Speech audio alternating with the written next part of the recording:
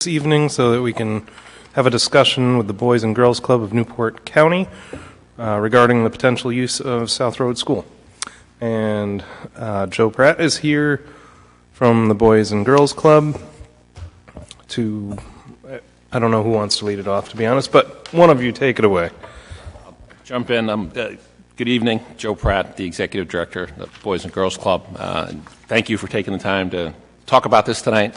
Thank you for the support that you provided in the Civic Grant. Really is helping us provide services that are needed for the kids in the community. There's a couple of things in front of you. I'll tell you what's in there, kind of let you take a look, and if you have questions, be happy to answer them. These are kind of one-pagers that talk about the programs and services we offer. The first one is about South Kingstown, and it talks about when we started, how we've grown, the types of programs we're running, and I'll tell you a little bit more kind of in my remarks. The second one is kind of big picture, and I think my assistant executive director was before you a few months back and talked about the mission of the club. So Boys and Girls Clubs, our mission, enable all youth to achieve their full potential, especially those most at risk. There's something of value for every kid in the community at the Boys and Girls Clubs, and we do not let finances become a barrier. We'll make sure we can provide those services. We only charge $30 a year. You know, some of the program, like camp or swim lessons, might have some costs, but we'll scholarship those costs. For example, here in South Kingstown, we served almost 90 kids last summer at Camp Grosvenor, all scholarships, all full scholarships. So we'll do what we need to do to make sure the kids get the services they need. We focus on 3 core programs: healthy lifestyles, academic success, and character and leadership. And there's examples of the programs, and again, in my remarks, I'll share a couple of those examples. You know, we've grown, so we're serving 2,200 kids across our footprint, and that's everything from Newport County, South County, Westerly, South Kingstown, the summer camp, and then we're doing partnerships in the schools. So even above and beyond our membership, we're reaching about 6,000 kids a year because we're going out to where the kids are.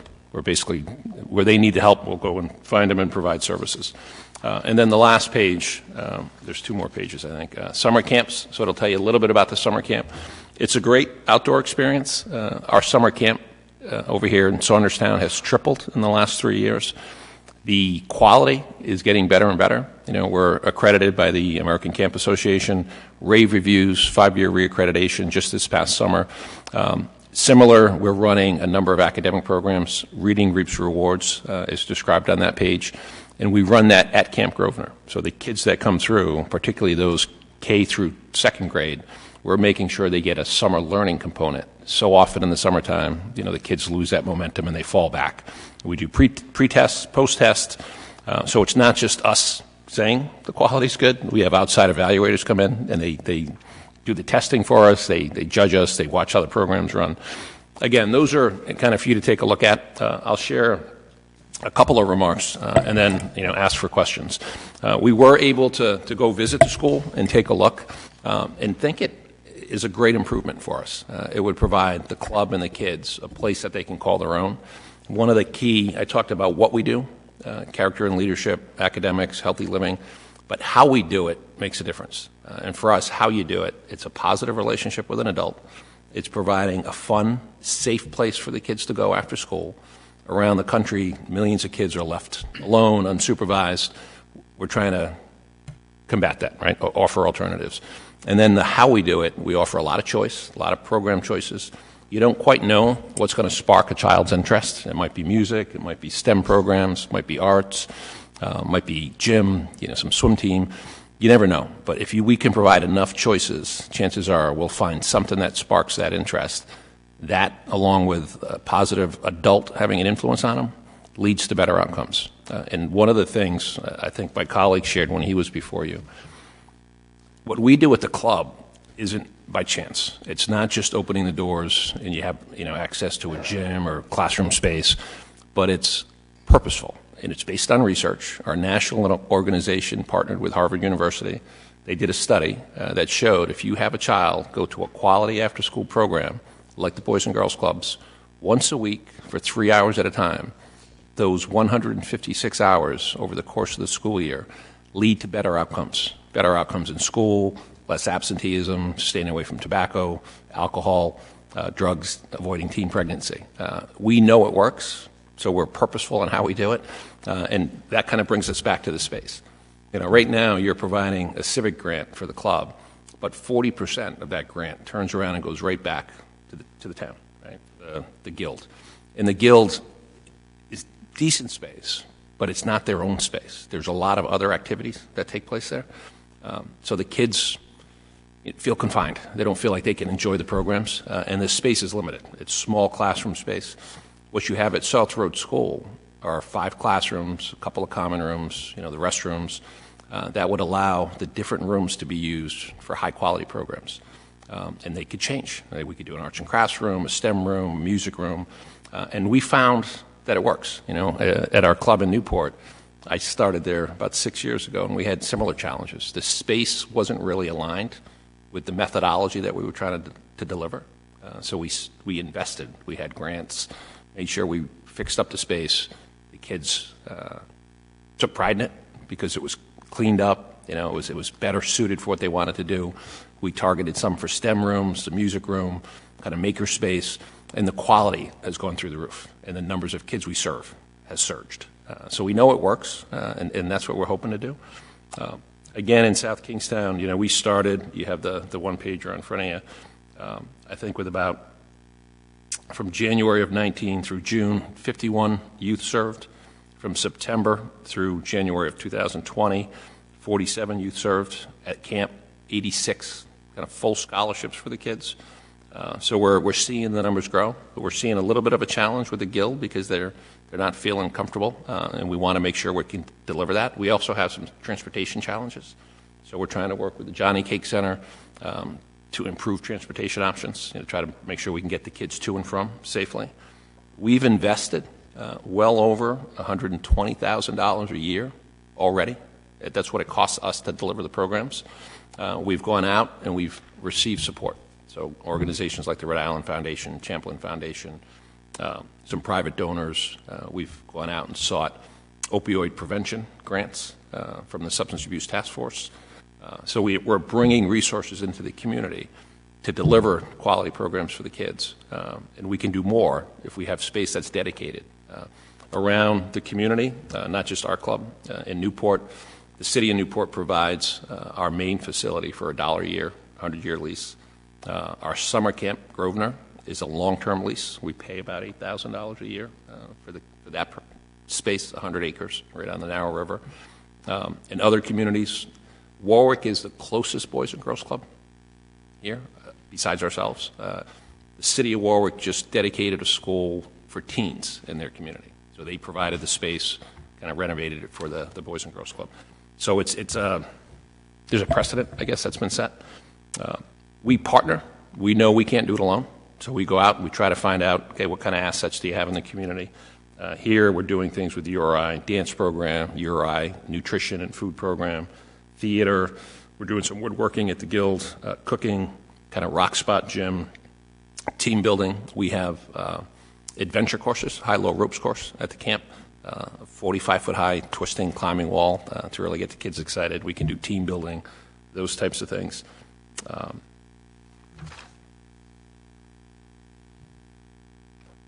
And then there's an example in your packets, too, with the one-pagers of some of the school partnerships. So what our goal is to come in, serve the kids, provide that fun, safe place, make sure we can be impactful, not just have the good outcomes in terms of better grades, better attendance at school, making better decisions around tobacco and alcohol and those types of things, but help them to connect and find their own path. Right? Every child's going to have a different path. We try to help them find what theirs is so that the town benefits. The parents can work because they know their kids are in a safe place. The schools, depending on what their priorities are, if it's to decrease absenteeism, we've done that in our schools. It might be mentorship programs, might be peer leadership programs. We've done workforce development programs. We really want to know what the community wants as a priority and then try to work with you to deliver that, to help you achieve your goals. So there's examples there. I guess I'm going to pause, see if you have questions, see if there's something I missed. Joe, you answered this question, but I think it's important for everyone to realize you're not looking for the entire school. You mentioned something like 5 classrooms, the ability to use the gym when needed. Right. Right now, when we were able to get in there on Friday and take a look, the wing to the right, I think, is a smaller wing, and it has 5 classrooms, I think 1 or 2 common rooms. It has a couple of bathrooms. That, I think, is a good place for us to be and would provide space for us to grow and serve more kids in that space.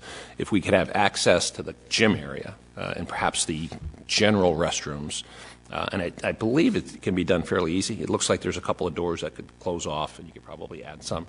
And access to the outdoor space would really help us deliver high-quality programs.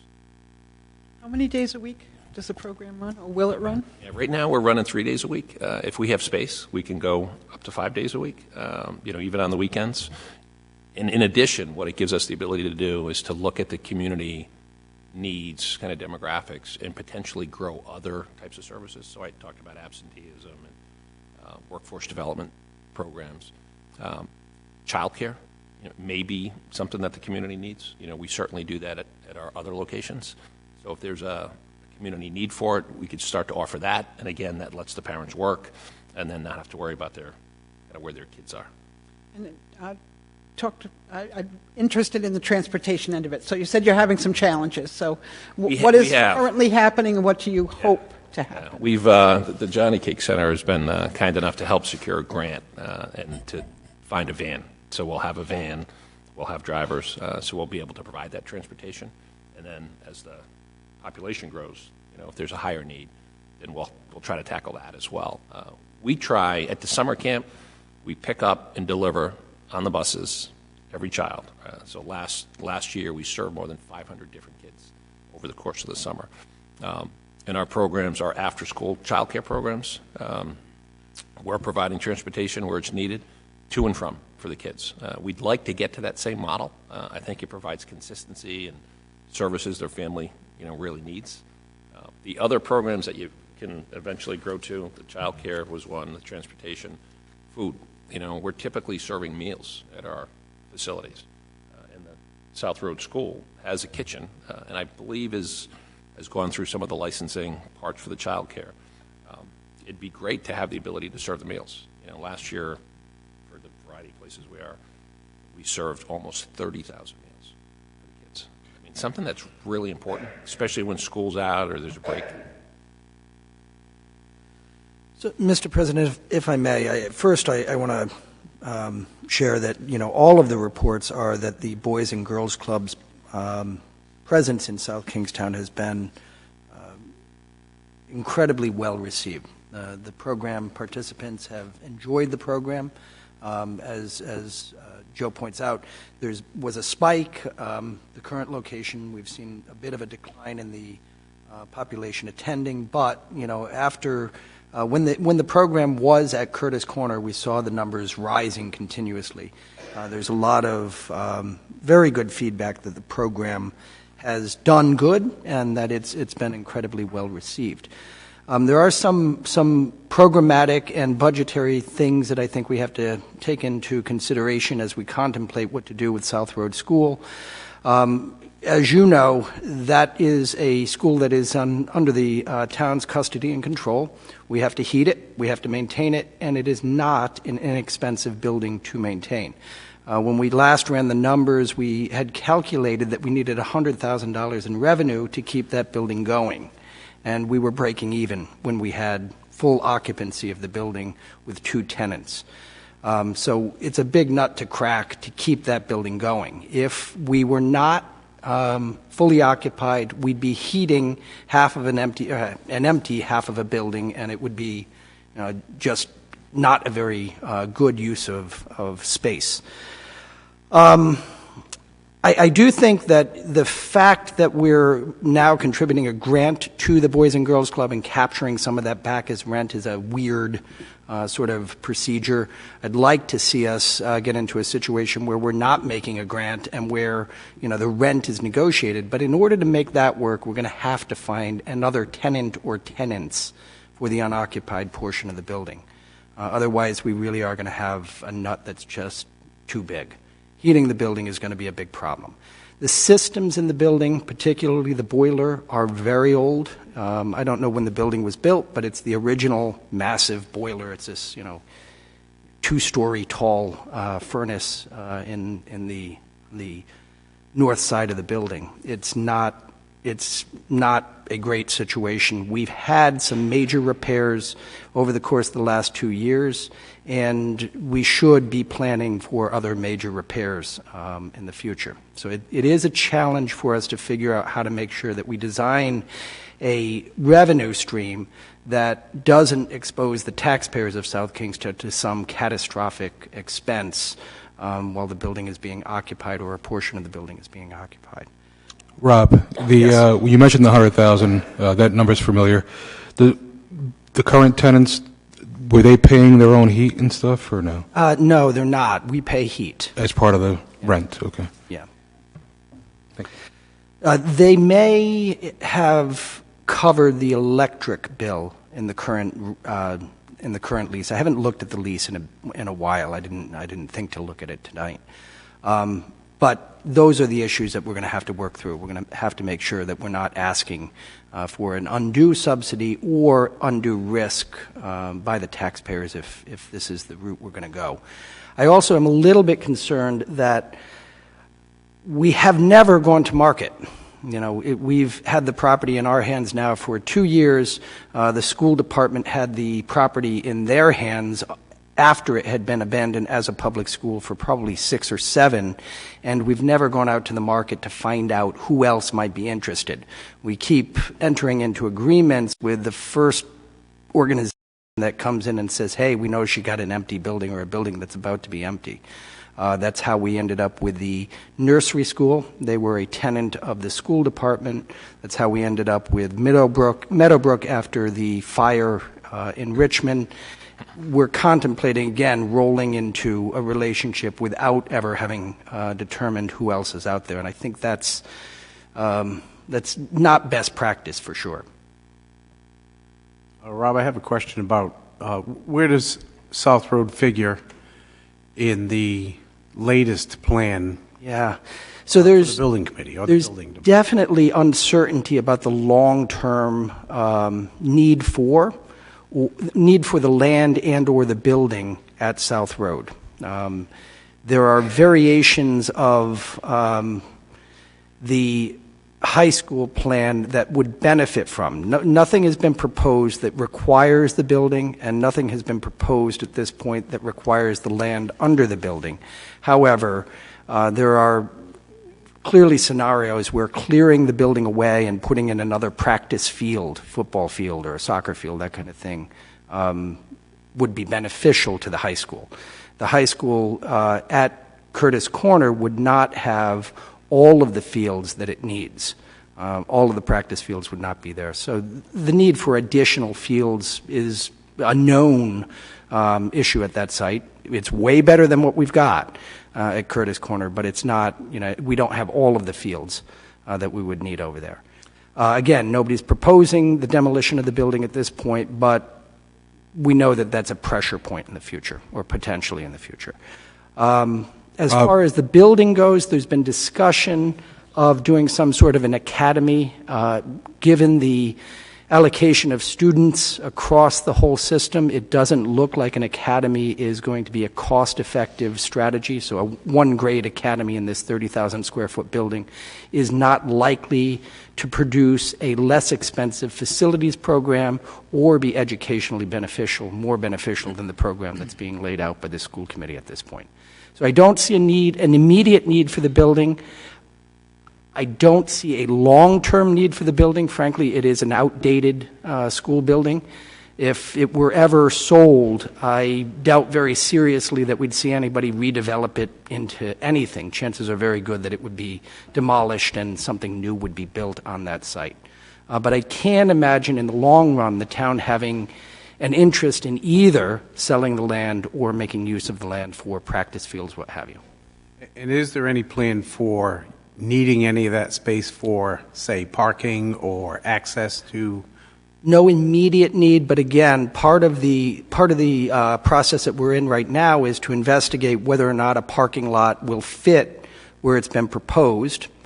It's been proposed up toward the playing fields in the back of Curtis Corner. Actually, it's proposed, I understand, at hole 4 of the disc golf field right now. So there may be some, push to push that parking down into this part of the total site. I will also point out that we are investigating whether or not there's a municipal need for the entire building or a portion of the building. Right now, I can tell you that EMS would like to be over there. We don't have a cost estimate of what makes sense in terms of building out space for EMS.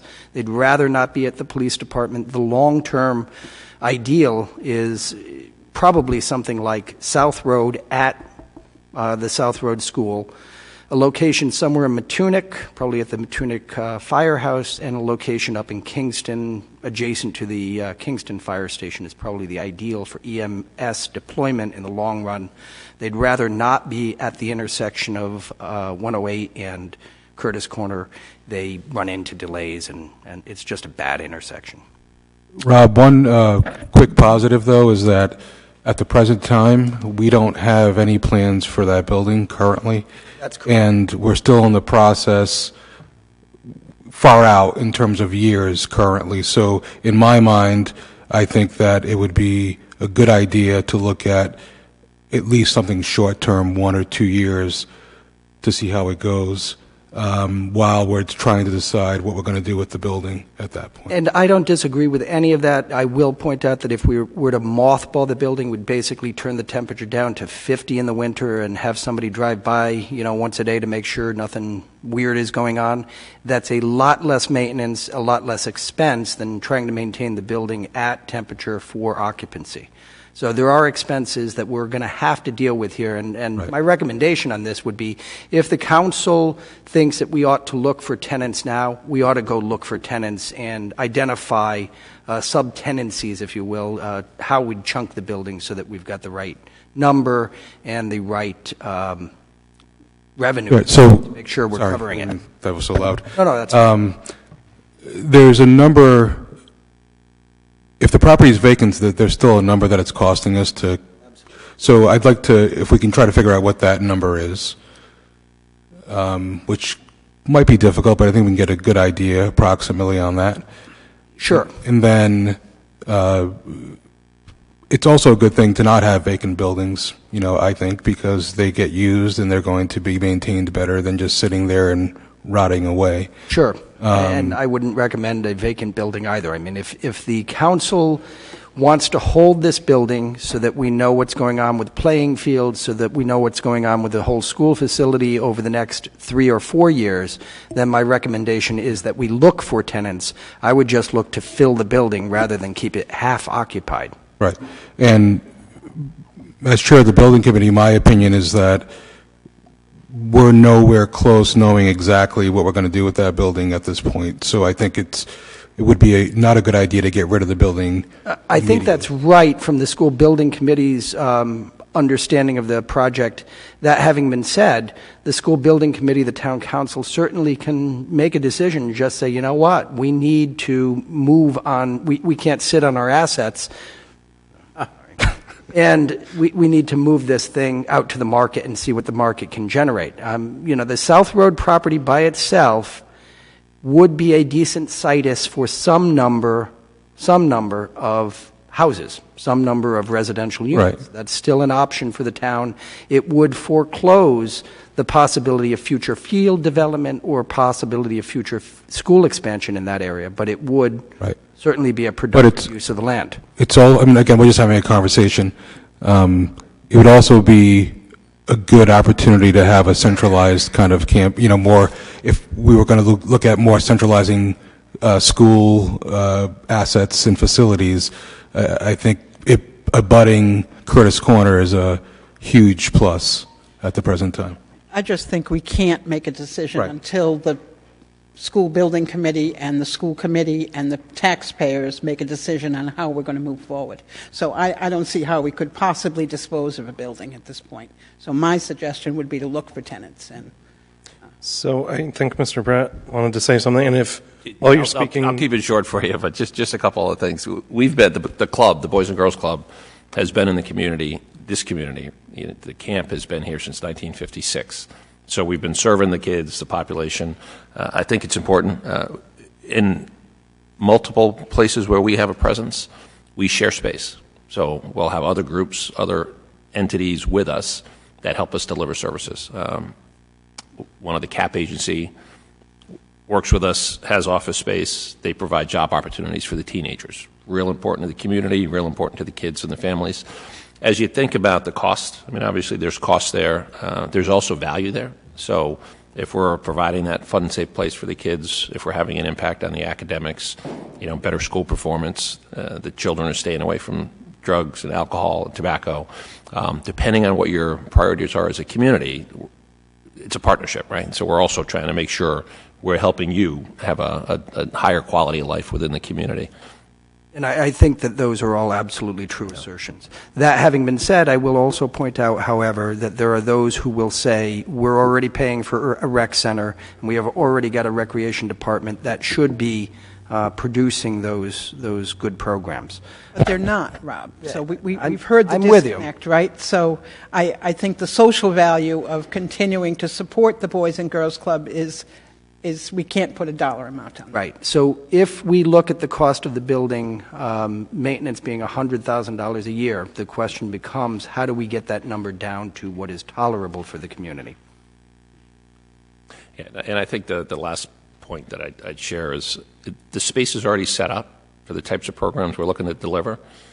So it's flexible, right? We're not looking at major changes. It's classroom space. It's a place for the common room or the gym. It's easy enough to set up a music room or a tech room. So we're not looking at drastic things that are going to prevent the town from changing its mind, in a few years. So there's flexibility with the space. It's already licensed. There's already a kitchen there. You already have the outdoor space. And it wouldn't hinder you necessarily to do something different, and then we can, look for what that next permanent space might look like. so Joe, just let me, what you're clearly seeking, I think, is sort of a donation from the town of the space, correct? Without any rent? To as Being paid. much as the town is comfortable. I mean, obviously, we'll try to raise money and, put it back into the facility where needed, and make sure we're providing the services to the kids. Rob, any idea what that square footage is of the wing, I guess, that we're talking about? Yeah, it's probably about 10,000 square feet. So it's about a third of the building. It's about right. Other questions? So what are the next steps? So my recommendation would be that we go out, RFP on the street, and let folks tell us what they'd like to do in the building. Just say, look, we're looking for tenants. This is the square footage that's available or any portion of it, and see what we get. Can we do that with having in mind that we're going to have these 5 classrooms for the Boys and Girls Club? What is the space aside from? So I think that what we can do is offer up either, if I'm a little bit reluctant to say we've already decided that we're going to give up this 10,000 square feet. But, if we were to go out and say, look, there's 30,000 square feet of space available, we can chunk it into a 10,000 square foot space, a 20,000 square foot space, 2 10,000 square foot spaces, and a common 10,000 square foot space. We're looking for proposals for using those 3 configurations and see what folks have got to say. The other quick thing I was just thinking about, I know that the roof was a concern on that building. I think the roof is good. It's good now? The roof was replaced, if I'm not mistaken, 4 years ago. I think the roof is good on that one. I think the issue was that we had fixed the roof recently and had vacated the building. So the expense has been incurred. We're not going to recapture the value, was the fear, Oh, okay. as I remember. Anything major about the building that you're concerned about physically? Boiler. The boiler? Boiler is absolutely a huge concern.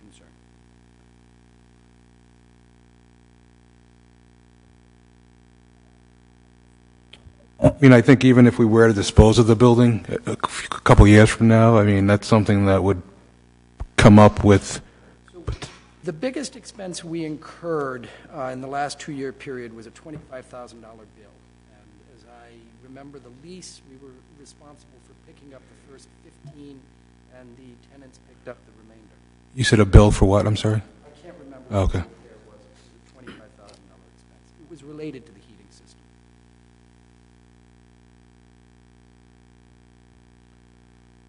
So, thinking of the timeline, Meadowbrook is in the building until, On tenancy, we believe that they're planning to vacate in the summer, July or August, Are they taking up the entire? No, they're not taking up the entire. Oh, they are now. Okay. taking up the entire area. Okay. the entire building. But they weren't. Are they still paying? The nursery school was in the 10,000 square feet that we're talking about Yeah. now, and the Meadowbrook school took up the remainder of the building. Did their rent go up when they occupied more of the building? No, per the lease, they had the right to come into the space if there was nobody to backfill. So maybe we could see a spreadsheet of some kind. Here's what we're getting now.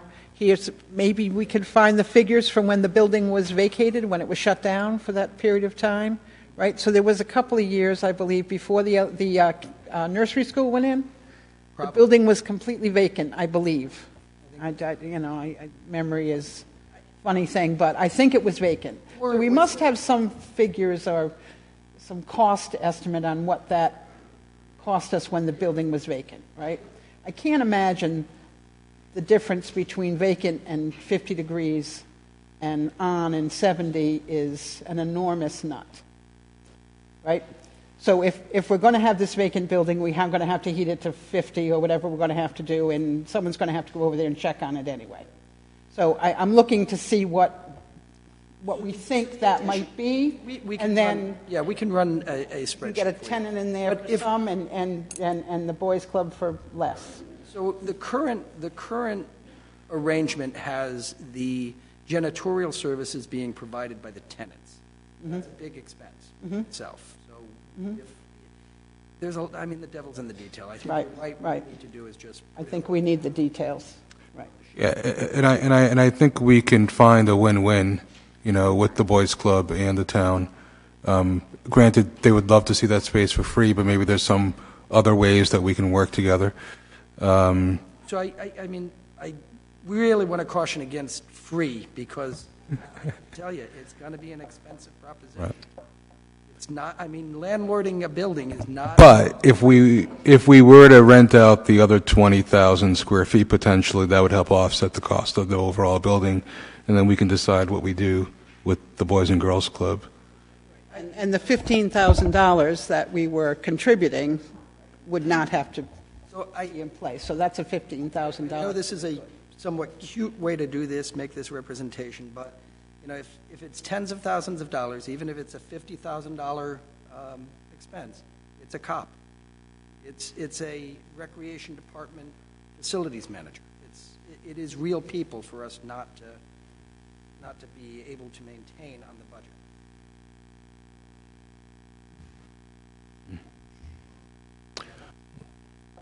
So let me put together the spreadsheet. Let's look at the details.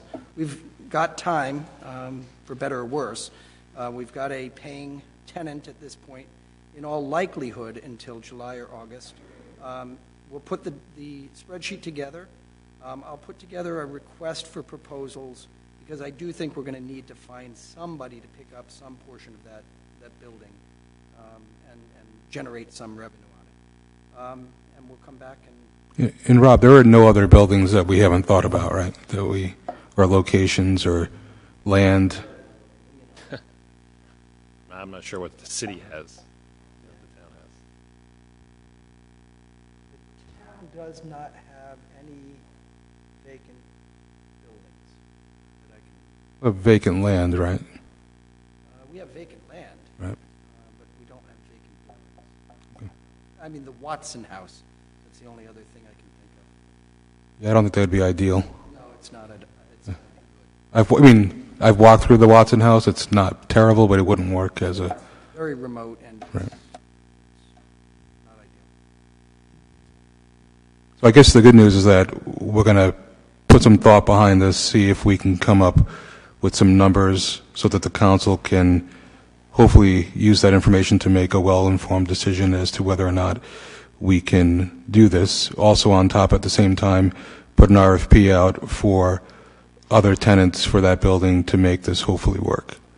And I think at the end of the day, even if the Boys Club wasn't, Boys and Girls Club, sorry, yeah, wasn't at the table, I think we would still want to have that building occupied if we're not going to do anything with it for the next couple of years, potentially.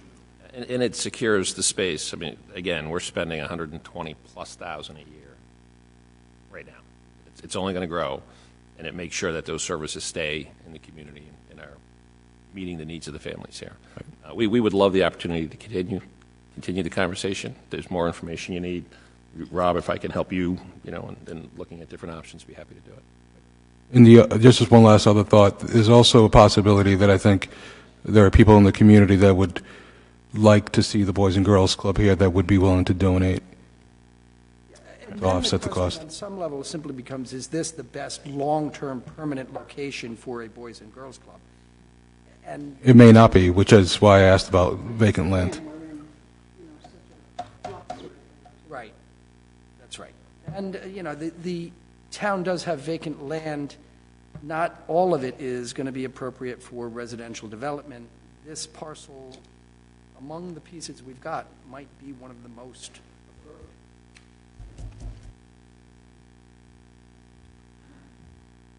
Thank you. Thank you very much. Thank you.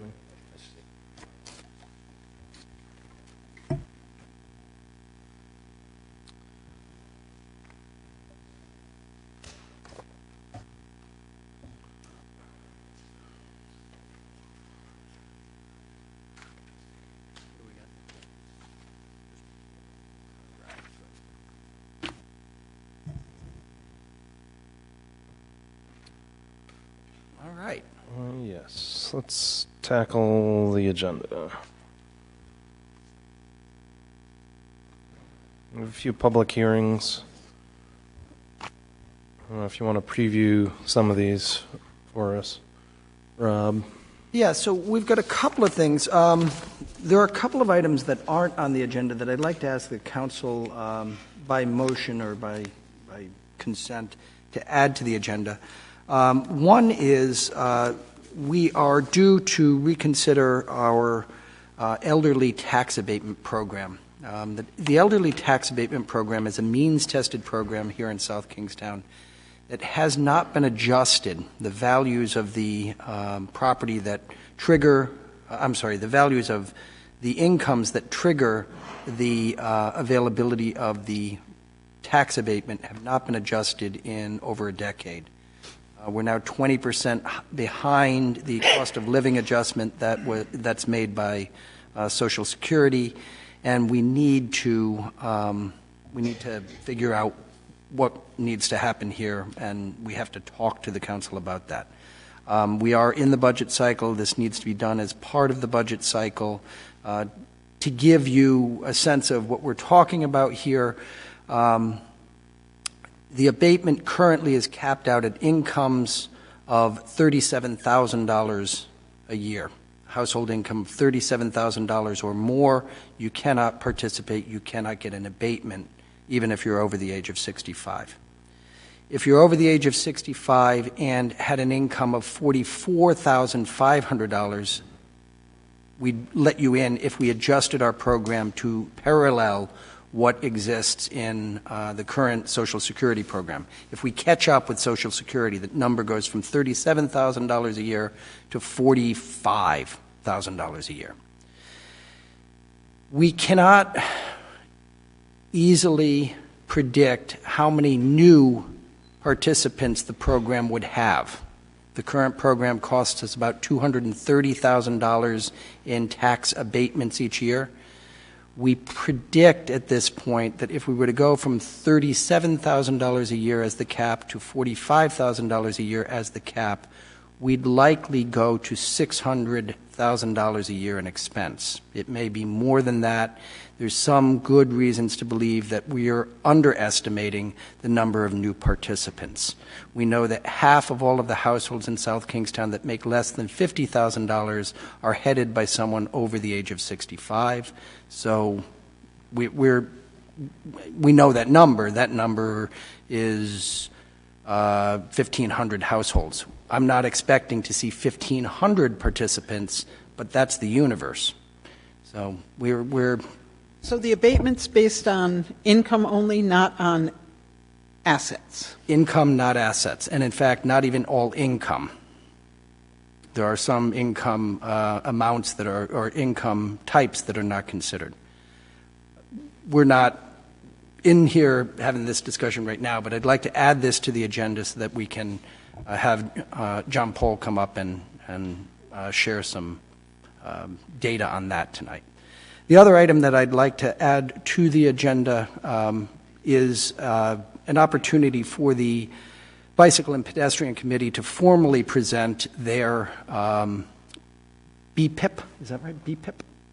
Their Bicycle and Pedestrian Improvement Program report, which you have received in the manager's interim report.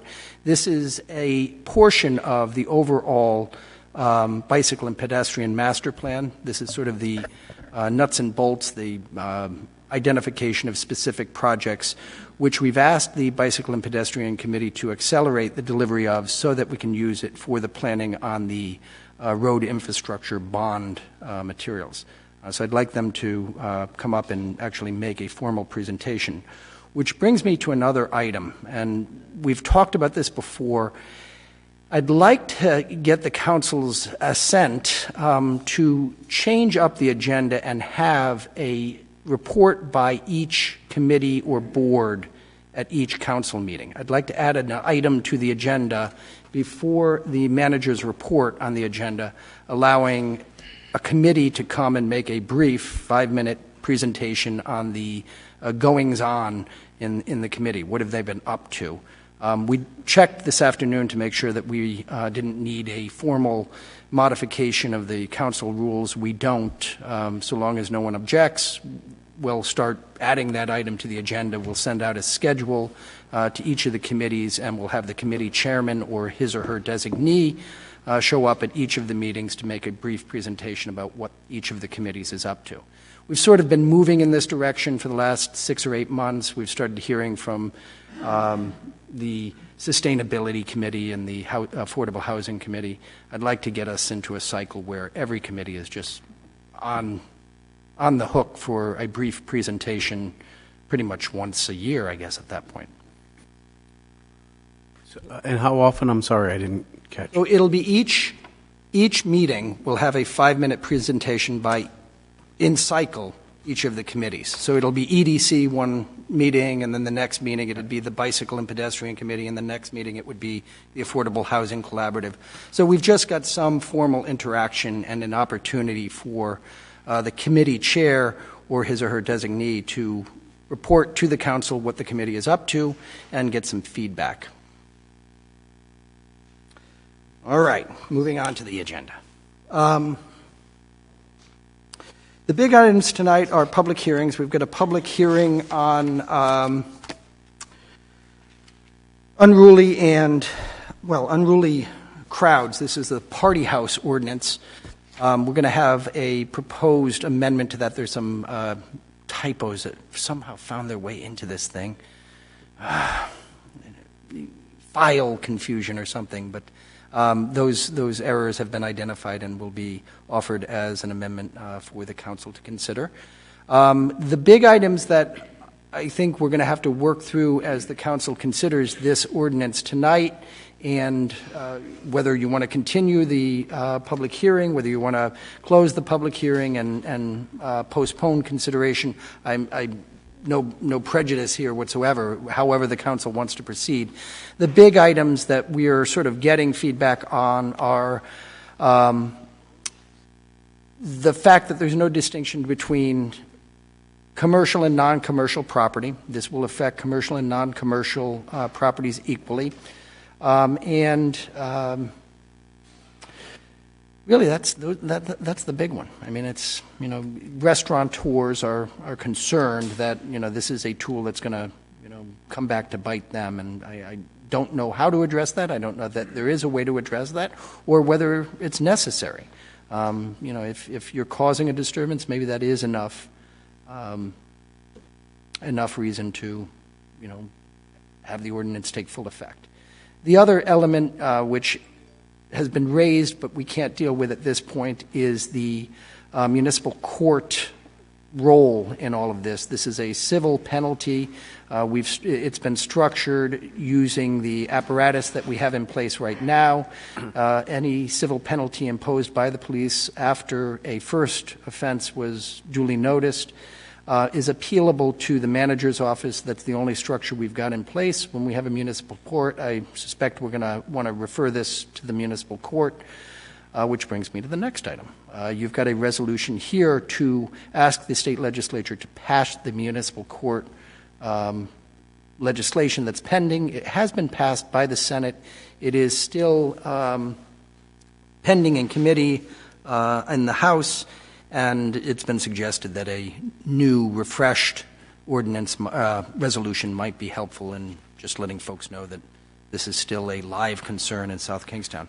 I will note that we are beginning to plan and budget for the municipal court during the next budget cycle. We will be hopefully up and running during the next budget year.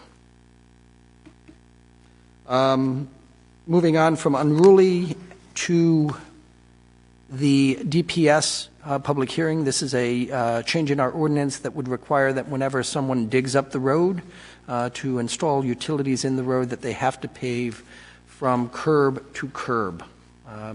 The state recently went to this policy, and we are authorized to do so. It seems the right thing to be doing to make sure that we don't end up with patchwork repairs to the road network. I don't expect we're going to see anybody show up for this public hearing, but it is an important policy. John Schuck will be here to talk about it.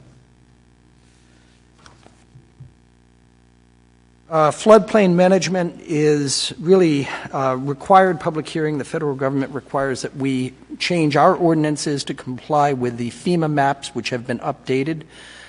We really don't have any leeway here. If we were to fail to update our ordinance to comport with and parallel the federal legislation, federal regulation on point, we would subject everyone in South Kingstown to the loss of flood insurance. The feds say if you don't make your law comply with our law, you don't get our federal flood insurance program.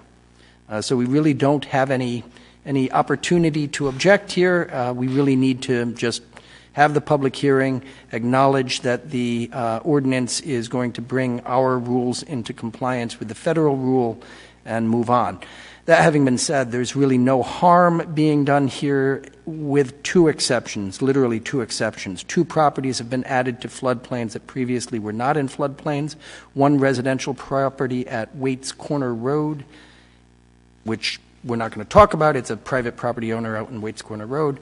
And one property in Wakefield downtown. The Contemporary Theater is really the only commercial property or nonprofit property affected by this. Those two properties, one residence and one commercial property, the only two properties in town that are disadvantaged under the new federal flood maps. But we will have Wayne and Carol Baker from our GIS group come up and describe that in more detail than, maybe not, maybe I just went into it. But we'll have somebody come show maps, which I can't do right now.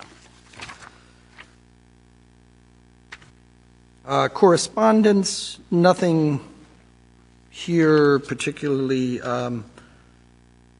difficult. I'm sure the council will be able to make appropriate references there.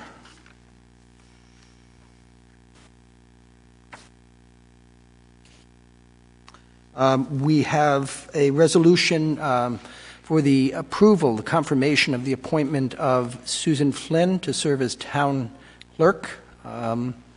The charter requires that the manager seek the appointment confirmation, the approval of the town council in order to make the appointment, I will say now, and I will say when the opportunity arises during the regular meeting, Susan is without a doubt the absolute best person for this job. We're lucky to have her, and I urge the council to approve her appointment.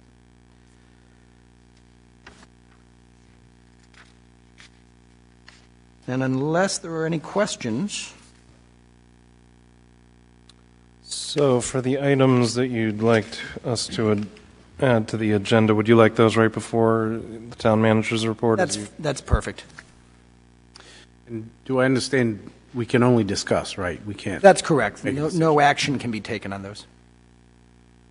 And in fact, we're not ready to take action on either of them. Well, I will say that the CIP has already built in the BPIP, the Bicycle and Pedestrian Improvement Programs concepts have all sort of been factored in, at least as order of magnitude items.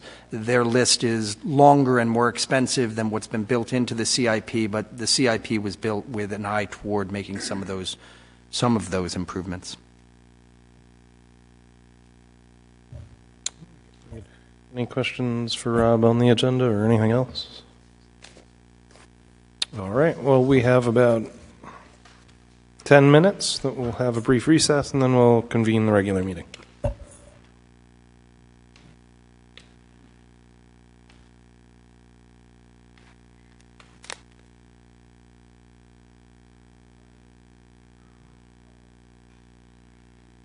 Mr. Grant, how are you?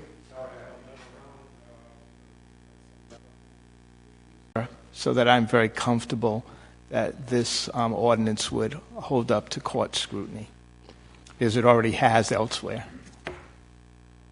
And Rob raised in the work session that there have been some concerns expressed that this applies to both commercial and residential property. How is that treated in other municipalities? I don't think there is a distinction. If you're causing a public nuisance wherever it is, the good thing is there's a lot of due process here. There's warnings, there are periods of time that are defined, etc. So I'm okay with that. So on that topic, I believe we developed this ordinance because of some complaints in residential and not because of any complaints in commercial districts. So I don't think that there's a problem that we need to solve there. And the hope is that you have a restaurant or a place of business that you hope they gather more than 5 people and keep it respectful. My point is I think they do, and that's not an issue. So I think we're trying to solve something that doesn't exist there. That's correct. Many times, 9 times out of 10, we'll go to a restaurant or to a home, and they'll dissipate. They'll break up the party, or the restaurant will turn the music down. And most of the time, we don't have to go back. So. Right. And then we have seen in the past restaurants that don't comply have a show cause hearing, and there are penalties. I mean, what I'm saying is I think we already have the tools in the toolbox already to handle that. So, I mean, I could see where, obviously, it was brought to our attention because of residential problems, and I could see where that, in my opinion, that should be all that it applies to.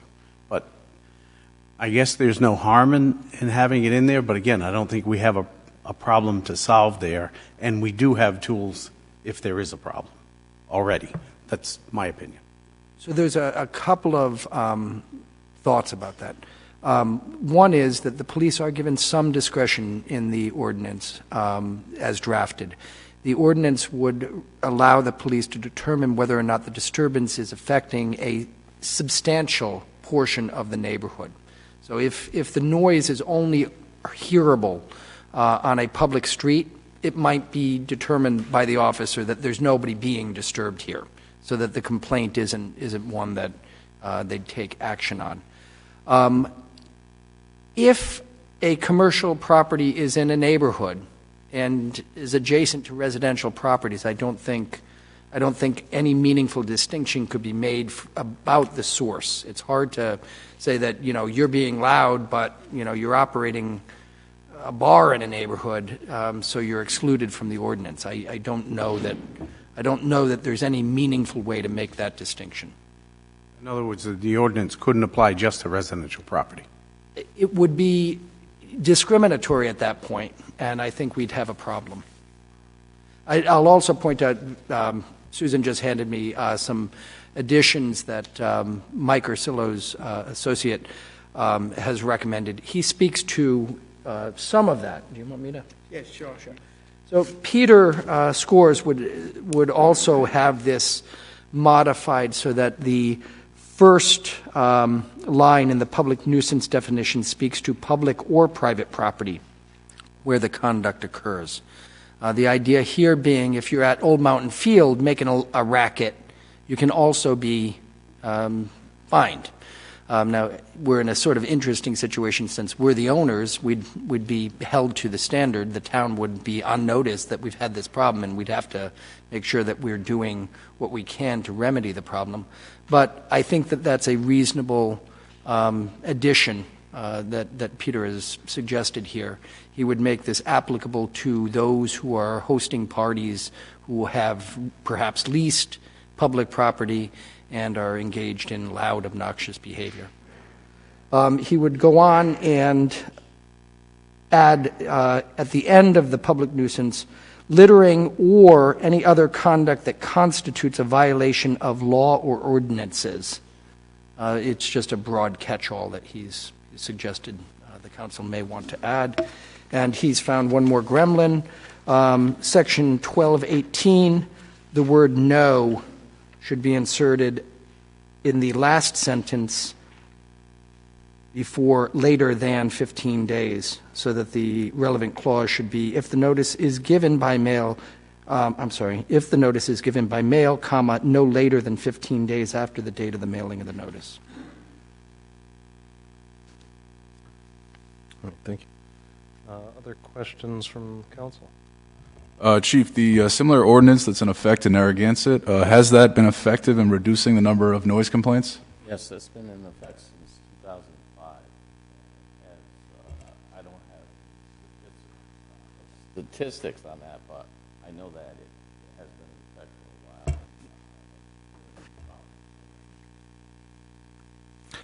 while. In Narragansett, they have that bright orange thing that they put on the front door. That's not contemplated in this. We left that one out. I appreciate that. So if I may, Mr. President, that does speak to the nature of this ordinance. This is a civil penalty. This is not a criminal penalty that's being contemplated here. It's a civil penalty. It puts folks on notice, and it lets them know that either they or their tenants are causing a problem in the neighborhood. And if they do it again, holds them liable for a $500 fine every time that occurs. So a question about that. At this point, what teeth do we have? So if we issue this says will take effect upon passage. We have no municipal court in place at this time. So do we have a lag time before we could actually enforce this law? Or what? No, the penalties are accrued at the time that they're issued. There is an appeals process, as I say, through the manager's office as designed right now, and then ultimately you can always appeal an action by a local government to the state court system. But assuming that the periods lapse, it's a valid fine, and it's a fine that we could lean against property or enforce if someone chose not to pay us by check.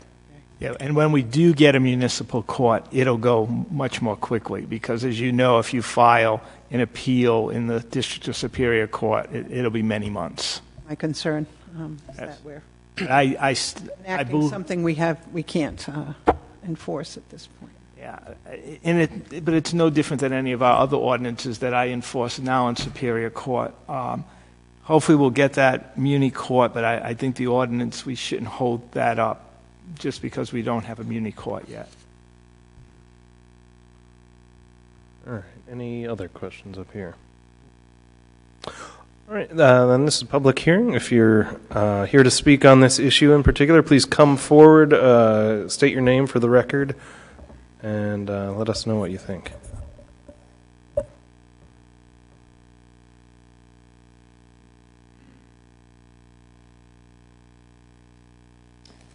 evening. My name is Jeff Mellish. I think I know most of the council members.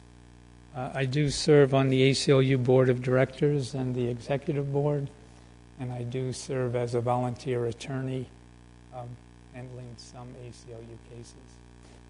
I did have major involvement with the Narragansett Ordinance and worked on that over many years. I think the ACLU will have concerns about this ordinance in terms of vagueness of different clauses in it, as well as lack of due process. My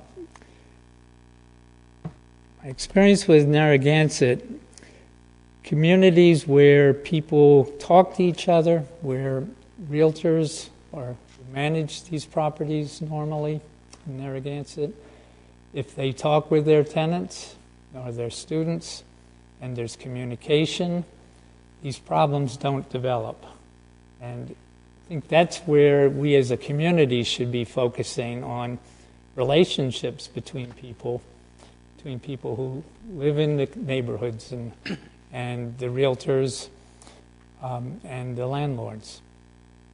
That's the way to deal with these issues, not with punitive laws like this. The town has many ordinances in terms of improper conduct. Their littering, their noise ordinances. We have plenty of all of these issues that are raised can be dealt with by the police department through those other ordinances. And obviously state law, our police department enforces state law. So I don't think this town needs to go down this road. I'm also concerned we're setting up the town manager to be not only our chief executive, but also a judicial role. The way it's drafted now, the appeals go to him. And you don't have a municipal court. And you don't have a process to go to district court to handle any ordinance violations. So you should have a judicial remedy if there are charges brought against anyone. So I'm concerned about those issues. I think it's important to not rush to judgment here and to draft and pass something prematurely that isn't going to be effective and which is going to be challenged. So I would urge you not to make a decision tonight and to give this a little more thought. Thank you, Mr. Mellish. The first thing you raised was vagueness of terms. Are there changes that you would suggest? Well, it's always hard to draft. I will give you that. And I know the solicitor understands that it's difficult to draft. But significant segments of a population. Let me see if I can come up with a few other. I don't mean to put you on the spot. If you want to, Required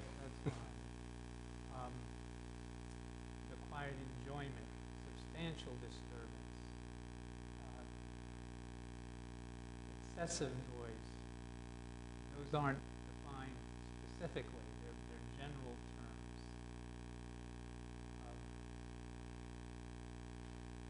So those are examples of things that don't give notice to the person living there. You also, when you have more than 5 people at a gathering, that can be in many families. There are many families in town where they have 5 children, 6 children, or they have grandparents living there. Does this apply to them? I am glad that the town manager is saying that this is a civil ordinance, not a criminal. I was concerned that it wasn't very clear. So that's good. I'll also mention fines. I know the ACLU is always concerned about mandatory fines. Doesn't give a decision maker any discretion because there might be extenuating circumstances. So something goes in the future to a municipal court, there should be some discretion for a judge. So there are many things to look at here, and Narragansett made it much worse with the orange sticker and stigmatizing people, and I'm glad that you're not contemplating that. So, and again, I don't think we have the student population here in this town that's in Narragansett, and some of the communities there have high concentrations of students. We don't have that here. And so I don't think this ordinance is necessary. Thank you. Thank you for hearing me out.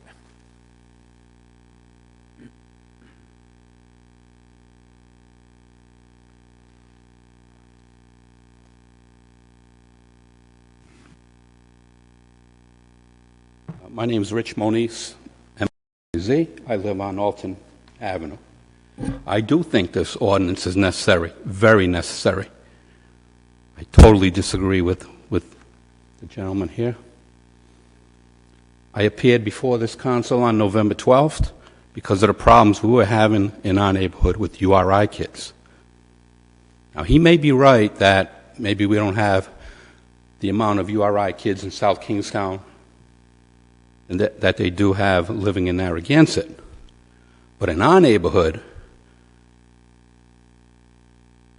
we do have URI kids, and they were partying last year in September, October, November, until I appeared here in front of this council.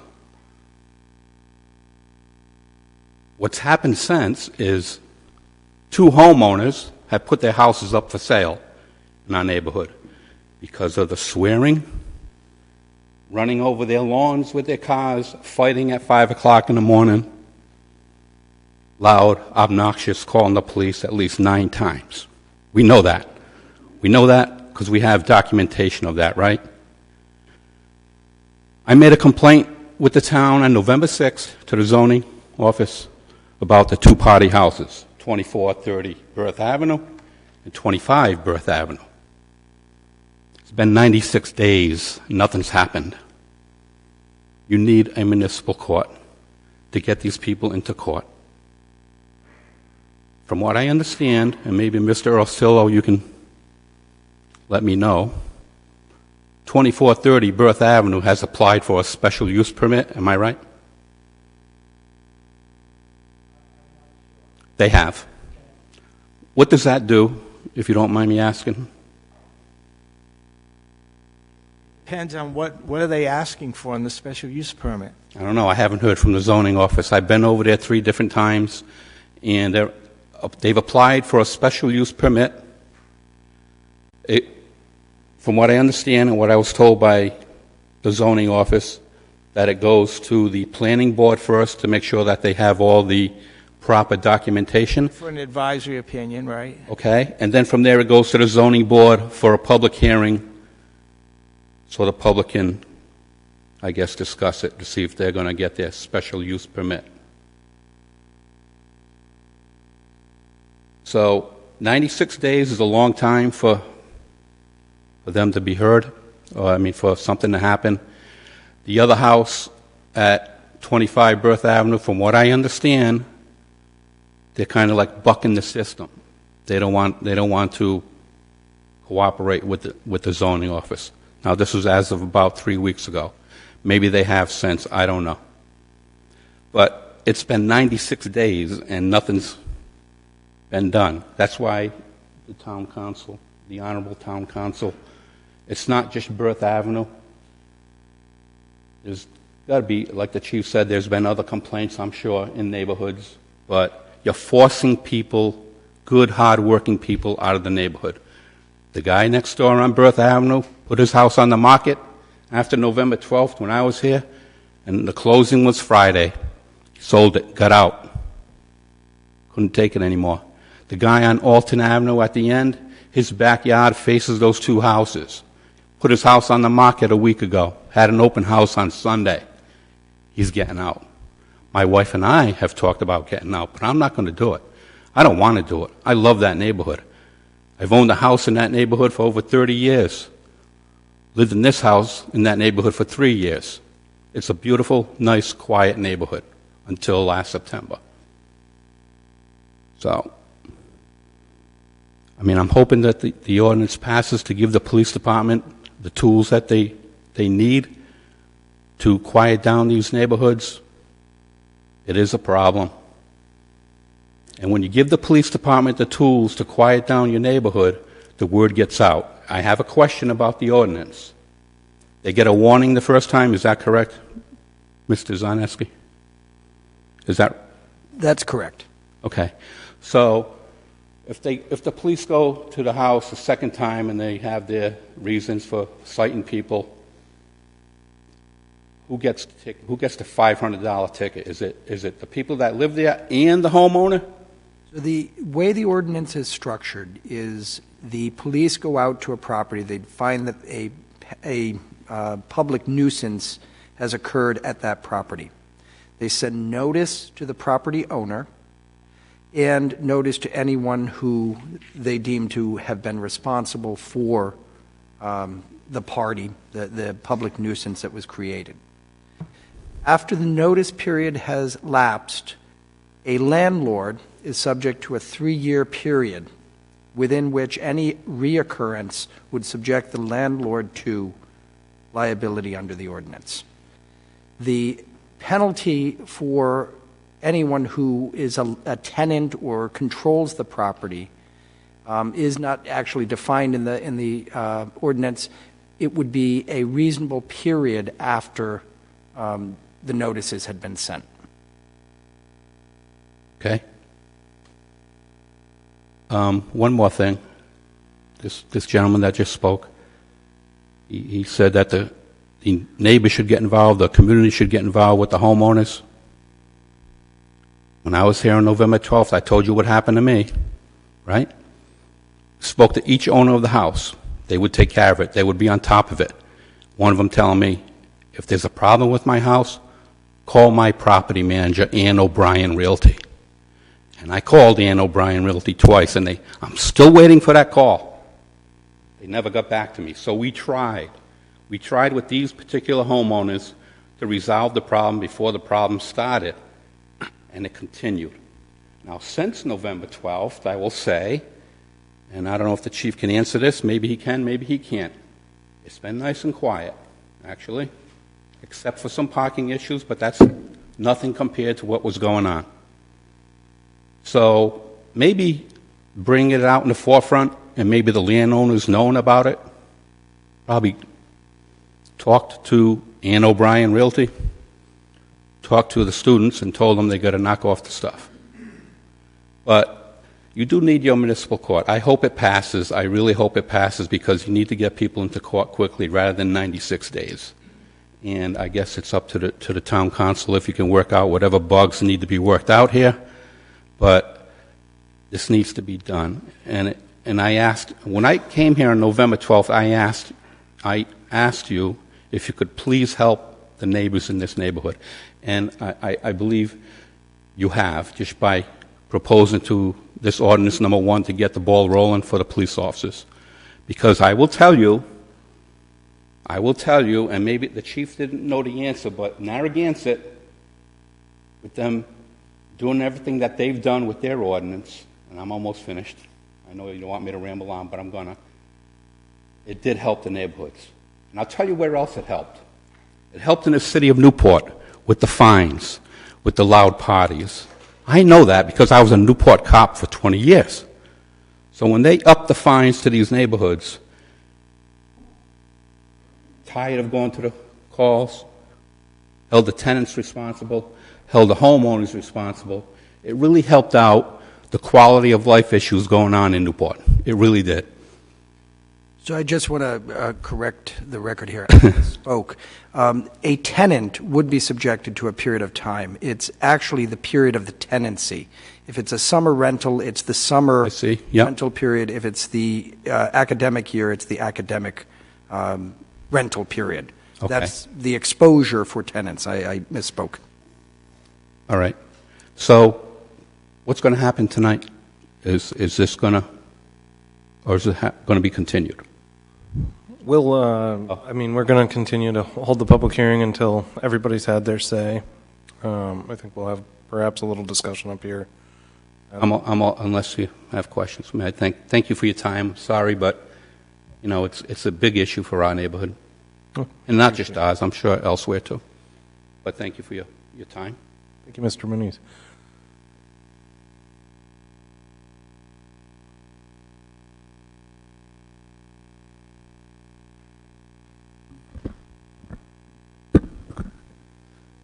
Chris Roman, Wakefield. So I have a house on Meadow Avenue, and behind me, immediately on Woodruff, is an 8-bedroom Airbnb rental that was renovated a few years ago. And I think it's known, at least to the zoning office downstairs, because a few times last summer and the summer before I came in and said, these guys are really loud, you know, what are my options here? Should I just call the police? And basically I was told that the noise ordinance in town, there really isn't one. There's something about setting up a PA system without a permit, but there's really no noise ordinance with teeth, to my knowledge. In terms of the rental property, there's only some sort of obscure law about the number of family members that can be renters, and which seems like totally unenforceable, especially for an Airbnb weekly kind of turnover. And the property behind us tends to turn over weekly or weekends, and it's a lot of, looks like bachelor parties. So at 1 a.m. on a Saturday night, there's 20 dudes out there playing cornhole in my backyard immediately, drinking and yelling and hollering, and that, you know, so many weekends go by, and that kind of gets annoying. And in the summer, it goes to more weeks. And then, you know, we live here, we work, we have to get up and go to school and take my kids to school and go to work. And, you know, on a Tuesday night, that's a little bit much. And so I guess I'm in favor of this just because currently I really don't think practically the current situation, there aren't really any teeth in the laws to my knowledge. And my neighbors have been around the same thing. We don't have an extreme problem up at URI. I understand that. That's different than I think what the previous gentleman was experiencing. But my point is that this would help other situations. So I am in support of the ordinance, just because I think you need some repercussion for a landlord. As far as my knowledge, the owner of that property lives in Long Island. They're not there. They have no vested interest in the community. If my neighbor wants to throw a big party once a summer and he lives there, he's lived there for 40 years, I'll probably go. That's fine, you know, because they're the homeowner. But someone who's making money off of my annoyance is not okay for the homeowner. And I did have one technical question. So for the tenants, the September, May rental thing, how does that apply to weekly turnover Airbnb type stuff? Is there a loophole there? Is that? Yeah, the ordinance does not specifically address short-term leases. Right, that's what I was wondering. So it would be the owner or the manager who would be the responsible party in that circumstance. Okay, so. Frankly, that is the issue, that I have found that it's only when you make it to the owner of the property or the manager of the property that you get someone's attention, because whoever's renting it, in your case, is gone after exactly, a weekend right? or a week. Yeah.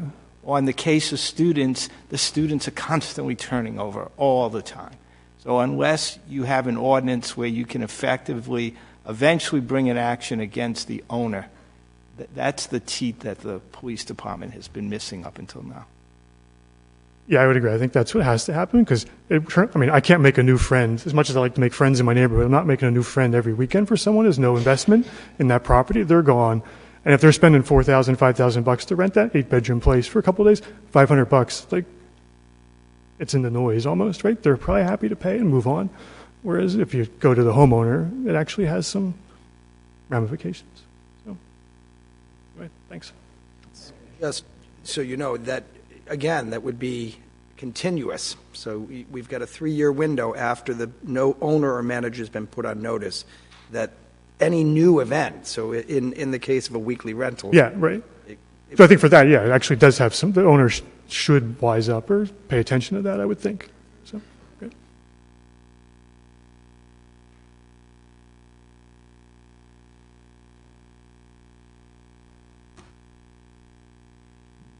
My name is Laura Krikorian. Laura, can you lower the... Way down. Can you hear me now? Laura Krikorian. I live on Succotash Road in Wakefield. I'd just like to say I am in support of this, adding this to the ordinance. I live next door to a commercial enterprise in a very residential neighborhood that takes the form of a farm.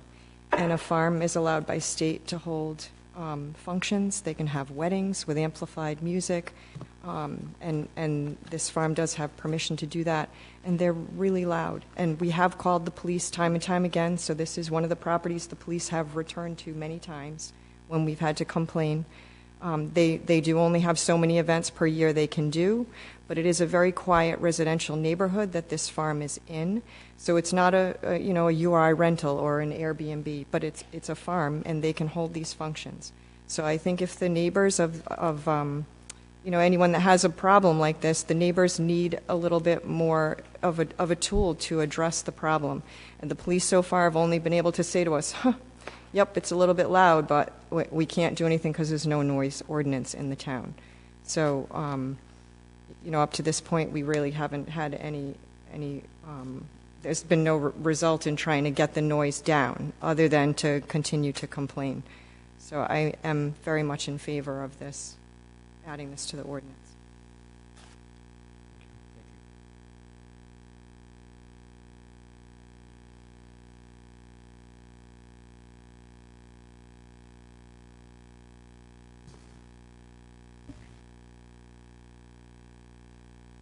My name is Joanne Mellish. I don't really have a dog in this fight, but I have a question about it. And that is, if the landlord effective period is 3 years, and the owner or manager of a premises is going to be fined, fined an amount for the subsequent problem on the same premises, but that means the taint goes with the property, not the landlord. So in a way, it makes the property less saleable. I think I'm sorry. If this goes through, I think there should be something about the same manager and the same premises, because you sell the place and you don't tell the person who's buying it that there is this problem. And there's, from the new landlord's point of view, it's the first incident, but it's the second incident to the premises. See what I mean?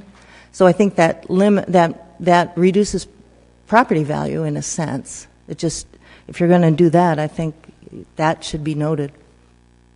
Unless I don't understand it, is there an explanation for that? You see what I mean? It's not the property's fault. I mean, right. So I think your point gets to sort of the heart of the way that this is designed. This is designed as a civil penalty for the way a property is being used, the way the property is being maintained. It's not designed to be a penalty against an individual for the acts. But if it's a different maintainer, then what you've got is an invisible orange sticker, I guess, is all I'm saying. And I think you might want to redraft that point.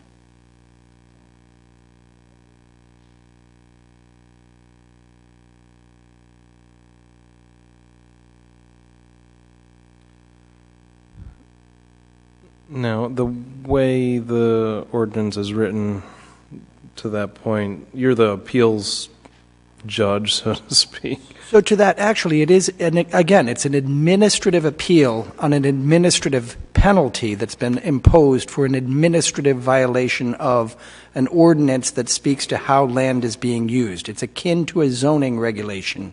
It's akin to any other property use regulation. A penalty for grass that grows too high is a very common example of this type of penalty.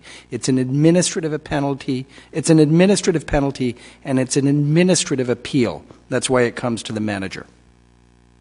And I might add to that issue specifically, because I'm extremely familiar with what's been going on in Eastwood Look and Narragansett, where those poor people have gone through. You can't imagine what they've been through, because talking to drunk students doesn't work. A lot of games are played by landlords. What they do is they simply move it from one name to another, or from one LLC to another. They can very easily, you can set up an LLC in 5 minutes in your home.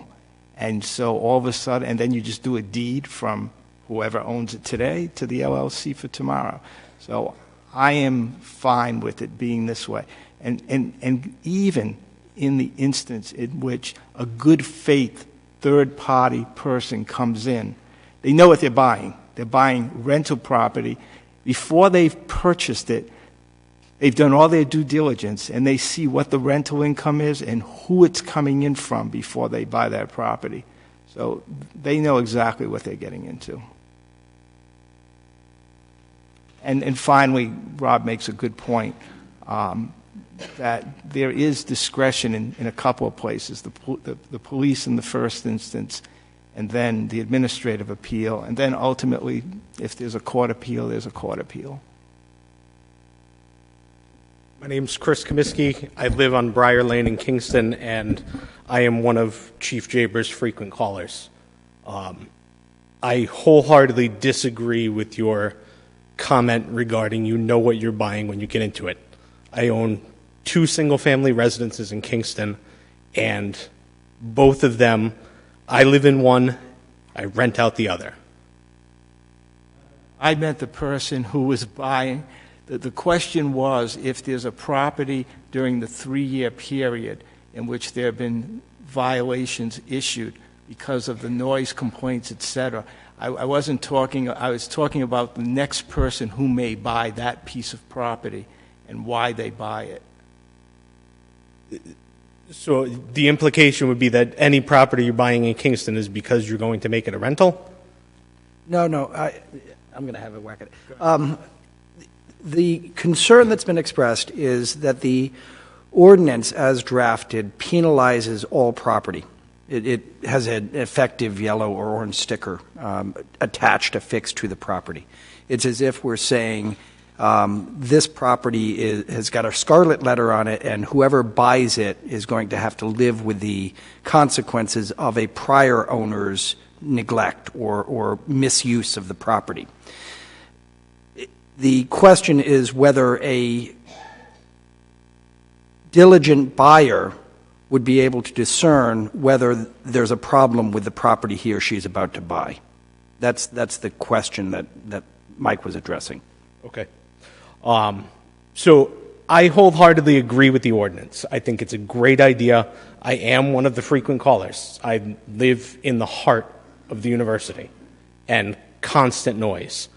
So we are calling the police department at least, I would say, 2 times a week to report a noise issue, a partying issue, a parking issue.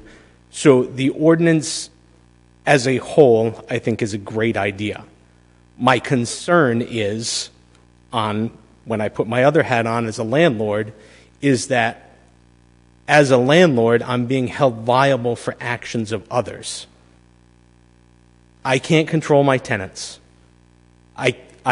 I can't tell them who can come into the property. They have privacy rights. So you're putting a landlord in the middle of a situation that belongs between the police department and the tenants. That is my main concern with the ordinance, and I think that the fines for the landlord are pretty steep for a second offense, because trust me, I want to know what is going on in my property. I live 50 feet from my property. I can see what's going on. But if I lived in another town, another state, I want to know what's going on with my property. But a second offense, $500 straight to the landlord and not to the offender, I'm concerned with that. I'm not the one who's out in the backyard, urinating in public. I'm not the one who's causing a fight in the front yard. As much as I'd like to break them up, as far as I'm concerned, I'm not privy to this information. I can't control who can come in and out of my property, nor can I tell you in your lease who can come in and out of the property. So this is a huge concern for me as far as how do I, as a landlord, control my tenants to comply with an ordinance. And I mean, constitutionally, how do I break up a peaceable gathering?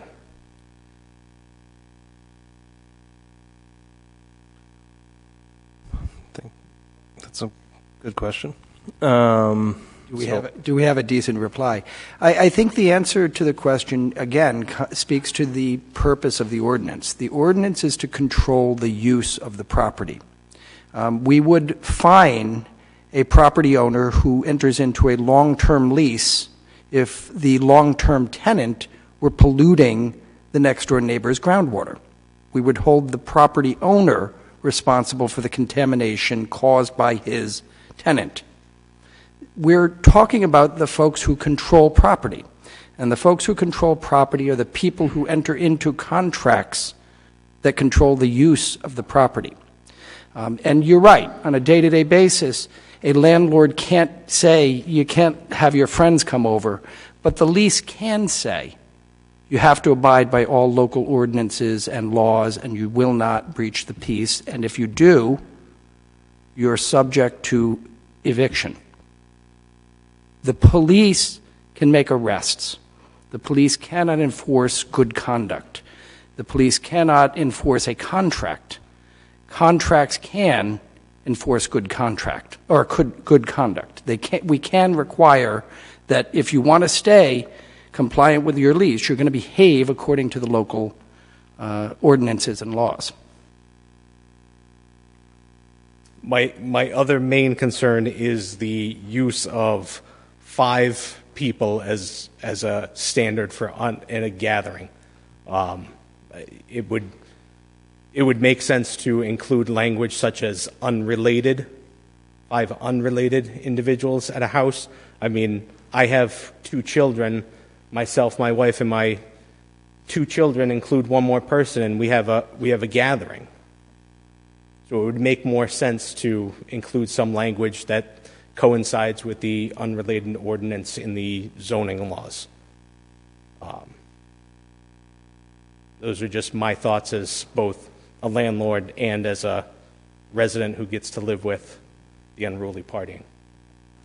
So I appreciate you taking this issue up, and I think it'll be a good tool for Chief Jayburn and the police to enforce the ordinances in the area. Thank you. Thank you.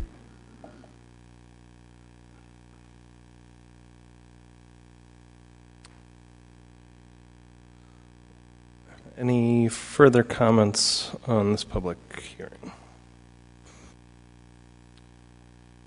In regard to the unrelated persons, is that a worthwhile change? I mean, obviously then I guess major family gatherings that got crazy would just be allowed or something, but... So I defer to Mike on the details of the legal system. But one of the things that does come up all the time with noise ordinances and public disturbance ordinances is this argument that we've heard tonight that the statute or the ordinance is void for being too vague, that a reasonable person could not determine whether or not they've engaged in the conduct that is prohibited. And again, the conduct that we're worried about here is the conduct of the owner or the manager of the property, as well as the tenant of the property. We're worried that the owner or the manager is allowing disturbances of the peace to occur on more than one occasion. The number of persons is identified by specific number, 5, to deal with that question. We're not going to have a situation where every noisy group is going to give rise. We have a specific threshold that we believe is a reasonable threshold. 4 people can make noise, but they don't make noise the same way larger gatherings do. That number is obviously shifting. I've seen loud individuals, but at some point, one person doesn't a party make. 5 does. At some point, you've got enough folks where you're more likely to see a problem. So we've identified a specific number. It's a reasonable number. It may not be the only reasonable number one could put to when you've got a party.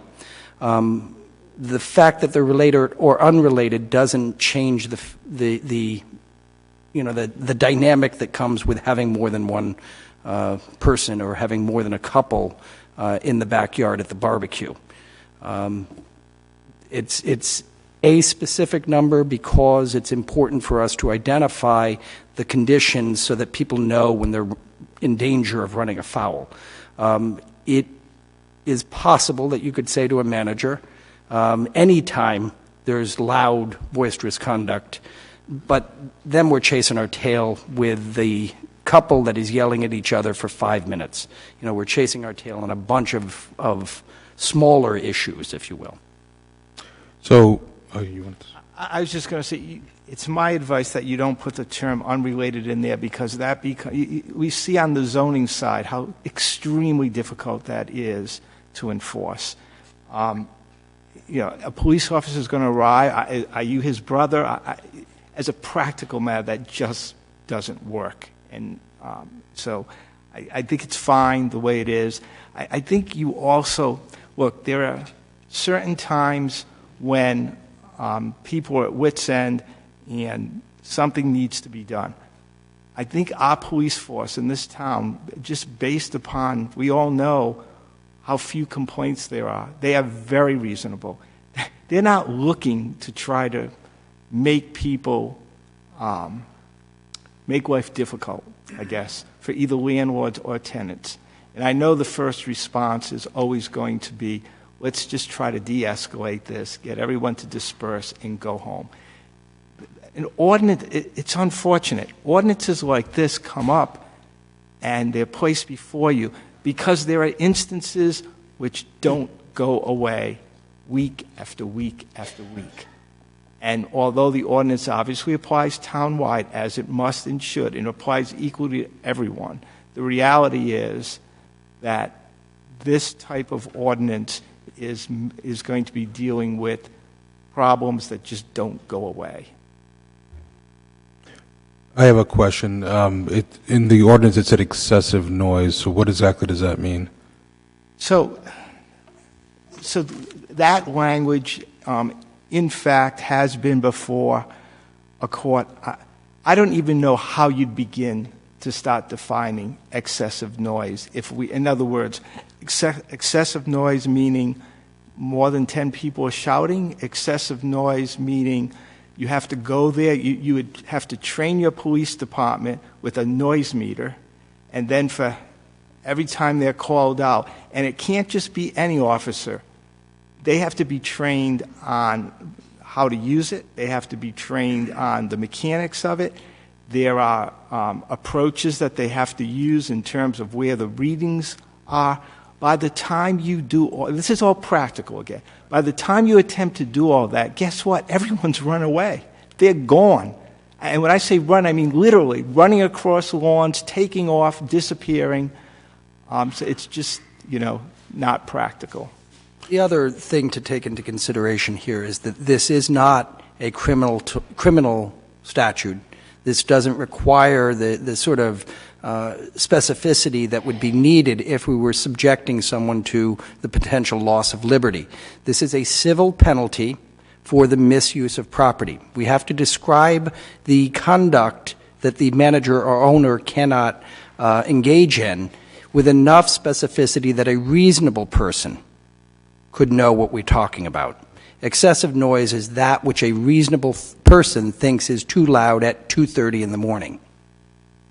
So I'm in support of an ordinance, but I feel like it needs some refinement. And maybe I'm just a simple person, but in terms of, again, going back to excessive noise, I think the problem with that is opinion. But I also understand that at 2 o'clock in the morning it's not acceptable. But if I'm cutting my lawn at 7, I don't know I forget what time it is, and I want to finish up, that's excessive noise potentially, right? So that's my concern is time. So what's acceptable at 2 o'clock in the afternoon might never be acceptable at 2 o'clock in the morning, right? So for many years, I lived next to a family that had weekend sporting events on the front lawn with dozens of children, right? Very loud events. It's 3 o'clock in the afternoon. It wasn't bothersome, right? But they would fall under this ordinance that they had excessive, and there could be someone on the other side who deemed this disturbing. I'd prefer to see quiet time, I think. Do we expect quiet from 10 p.m. to 6 a.m.? I think we need to afford some businesses that are in neighborhoods. I can think of outdoor gatherings, food truck gatherings, those kinds of things, music. Those are noisy. They're in residential neighborhoods. I don't think they should go on until 3 o'clock in the morning. I have a few technical issues with the ordinance itself. You could add a time frame this evening if you wanted to. The other concern I have, I understand it's the property that we're talking about. It's the landlord responsibility. But as landlords, you do a really good job trying to find the best suited, well, most landlords do a good job trying to find the best suited tenant for that particular property, looking at a number of factors, doing background checks, et cetera. But what's to say that you do everything you can to be a good citizen and a good business person, and during that 3-year time, you've gotten one person that you evicted a person, you spent money evicting that person that's not complying. You try to do an even better job this time to get someone else in there, but now 3 months into their tenancy, they violate the noise ordinance, and you get hit for someone that's maybe they didn't realize it. You know what I mean? But I know there's like a leeway for judgment and et cetera, but I'm looking. Your point's well made, and the question really becomes, who should be suffering the pain when you've got a landlord who's profiting from a property? And on some level, you can socialize that to some extent and say, the neighbors have got to live with the fact that I'm a landlord, I'm not there, I'm in Long Island, and, I try my best, but, if I don't get it right, I'm sorry the neighbors have to suffer the pain. No, and this ordinance does shift that. It says, no, you have a higher obligation, and the landlord is the one who's going to suffer the pain as opposed to the neighbors. Right, and it does do that. And I did it, on the real estate side, it affects both property values on the people that are suffering. It affects also potentially the ability to get rid of a particular property if it does become a property that has a stigma to it, I guess, is the best scarlet letter, as an example. So I just think that, for me, I think it needs to, I'd feel better approving this if there was better language or more concise language in the ordinance. I do feel that the ordinance is important, and, if you're suffering from noise, at a certain point, you're not enjoying your property, and then you get into the point where, now you're getting confrontational with people back and forth, and that's not a good place for anyone to be in. So I can see the whole entire picture. I just think that there's some refinement that I think should be done. I don't know exactly what that is. I'm not a lawyer, but I would feel better with us making some adjustments to this. Just so I understand, you mean do a second and third offense? In other words, first offense is a warning. Second offense, I'll just throw something out there, $250. Third offense, and thereafter $500. Is that kind of like that? But also the simple fact that I understand it's a property, but there's also, I guess, what I don't want to happen. Okay, if you're saying every time the property turns hands, you should. I just want to understand if I'm going. No, I'm not. Every time the property change hands, you want to reset the time period. Is that? what I feel is that I feel like as a landlord, being responsible, you should be responsible for your property, right? But you can go through an expense of evicting someone, right? That's not in compliance because you thought they were a good tenant, but they end up not being a great tenant, right? So it's expensive. You have to put their stuff in storage, potentially pay for that, get the sheriff involved. It becomes to the point where why bother?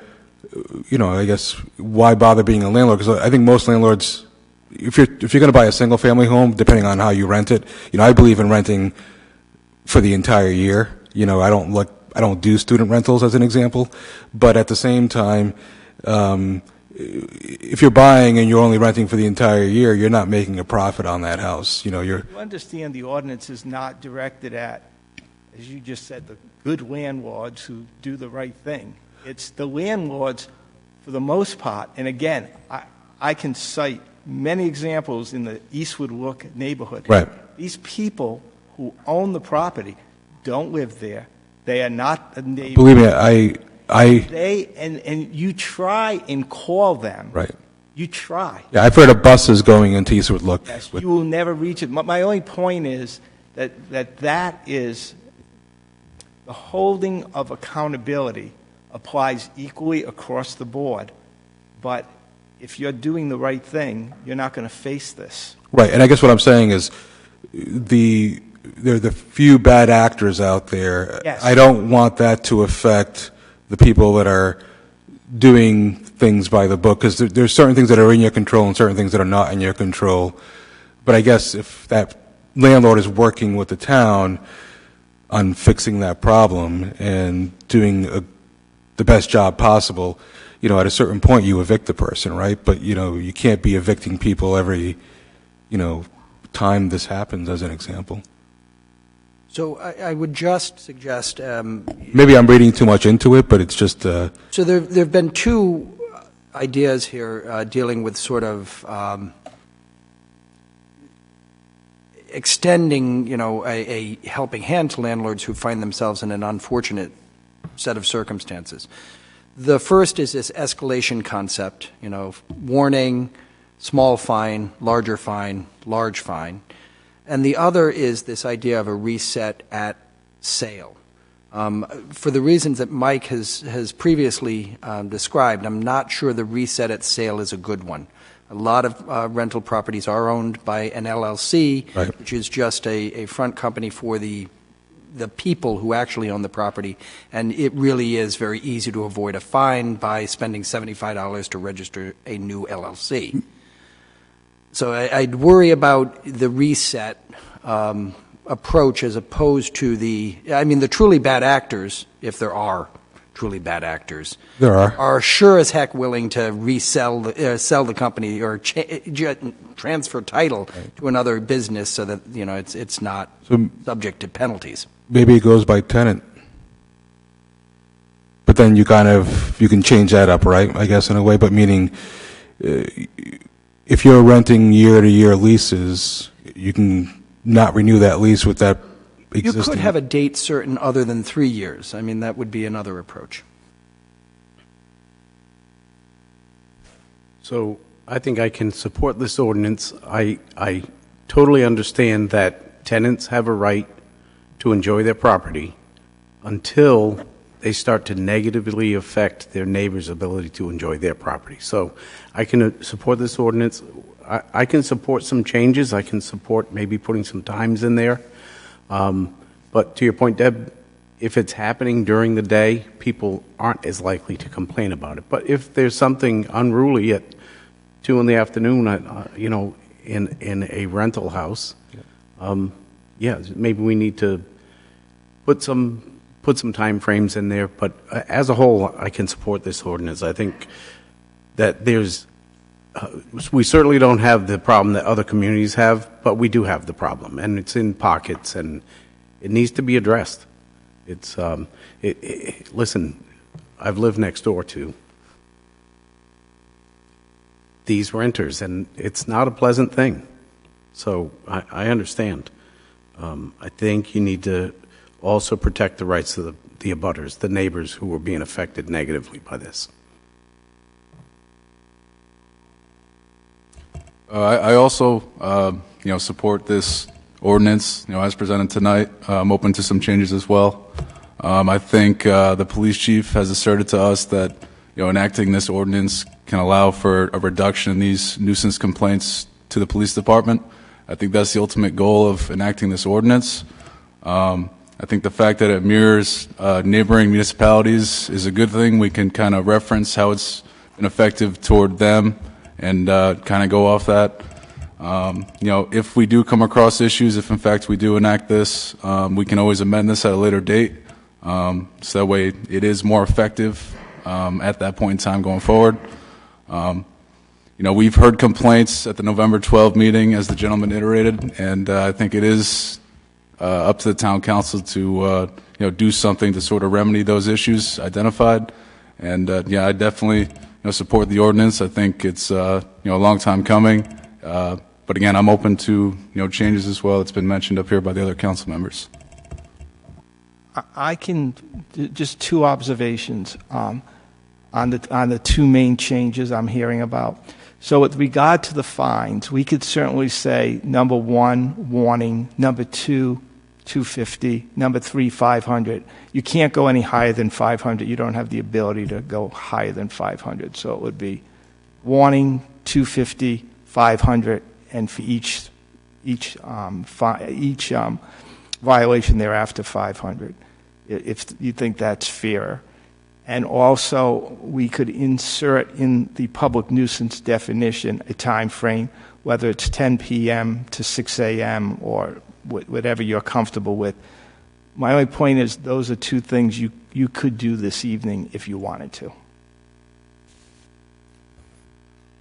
So do we have anything on the books now that addresses noise, for instance, from construction sites in time? No. Okay. So just another thought I just had. From a single-family perspective, in terms of single-family dwelling, I remember being in my neighborhood, as an example, and the police being called. Someone was having a graduation party, and the music. It was still during the time that it was probably still before 10, but there was a DJ or something like that. The question I would have, I guess, if they get that warning at that point, the next time that happens at that property in the next 3 years, they get fined automatically? Yeah, in other words, yes. I just want to be clear. Absolutely. So first time is the warning, second time. Right now it says 500 second time. You can decide to change that. And we get into hypotheticals a lot in these conversations, I feel like. I think in practice, if the police get called to a graduation party, say, they might not go through to the point of, issuing one of these official warnings. They'll probably tell folks to break. Right, because those would have to be recorded so that there's a record if, in fact, it happens again. If it never gets recorded in the first place, it doesn't count. My only reason for asking about the ordinance where it would apply to other types of noise is if we had something we could mirror it. But so Wayne just came up and pointed out we do have a noise ordinance. The reason that it is not enforced, the reason it is not enforceable, is because it requires that we take detailed measurements of the noise decibel level. And we don't have the equipment, we don't have the people trained, we don't have the resources to actually go out and do the measurements necessary to enforce that ordinance. And by the way, there are very few communities that actually have all of that. Like Newport is one, but it would make sense for the city of Newport to spend the money on all of that for obvious reasons. I don't think South Kingstown is at the point where it needs that money spent to... Yeah, I'm not suggesting that we... Yeah. Where you do have the equipment, it has to be calibrated, it has to be certified, the technician has to be certified. If you've got multiple shifts at your police station, or the housing inspection, housing officials are the ones doing it. You have to have multiple personnel trained on multiple shifts so that you can get out at 2 o'clock in the morning to measure. It's a very cumbersome and, in effect, unused ordinance. So my biggest concern is businesses that operate in a residential neighborhood that have outdoor venues, patios, areas that they utilize for events. I don't want to see this ordinance apply to that kind of an event. That's my biggest concern. I agree. And So time-wise, that's why I'm proposing we put a time on this. I think reasonable is 10 or 11 o'clock at night till 6 or 7 o'clock in the morning. That everyone should enjoy the peace of the area from those hours. And outside of those hours, if there's an issue, I don't think it precludes anyone from calling and saying, listen, there's something going on next door that's, shouldn't be happening. I think the police can still go like they go now without this ordinance and say, you got to break it up. But I'm concerned about the businesses that operate with outdoor, patios and parking lots. I agree. Just decide a time. We can plug that in. Your point to that, Deb, is that, like, for instance, let's say Peacedale neighborhood revitalization is having an outdoor party. The organization could get a warning potentially, or probably wouldn't, but I'm just saying it's a business versus residential application at the same time. I'm telling you what brings it clearly to mind is I look at the Contemporary Theater, right? Yeah. So that they have an outdoor patio. I don't want an upstairs neighbor that's residing in an apartment there say, gee, I don't like this noise. You cannot like that noise at 1 o'clock in the morning, right? I'm with you. But at 9 o'clock at night, I don't want the police to have to go in and say, we need to shut this down because you're bothering the neighbors. And that's an excellent point, and the time period would certainly help correct that. At the same time, this ordinance would never be enforced with 1 or 2 people complaining, because it says you must be affecting a significant segment of the neighborhood. We're talking about multiple people having to call, et cetera. So I think there are some good checks and balances in there. Again, this comes down to a tool for the police department, which they just don't have right now. But Mike has suggested a way that you could put a time frame in there, and I would suggest that the following language, modifying the definition of public nuisance to read, public nuisance means a gathering of 5 or more persons between the hours of 10 p.m. and 6 a.m. on any public or private property where conduct occurs that causes a substantial disturbance of the quiet enjoyment of private or public property in a significant segment of a neighborhood as a result of conduct constituting a violation of law. And the remainder of that definition would be unchanged. I think we have another public comment. No? You can.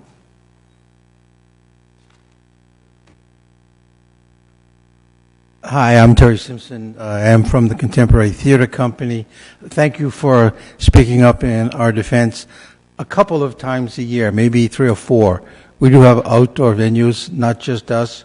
The Wakefield merchants, right, have a street festival. It's very good for the business in the community. We get 1,000 people on the street. They come all day long. They're there until late at night. It's a good party. 10 o'clock is a little early to shut it down. While I like the idea of a time frame, I think I would just suggest that 10 is a little bit early. People are still partying.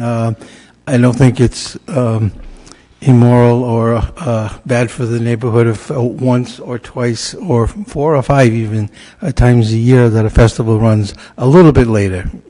11, at least they 11. Have a permit, a special permit?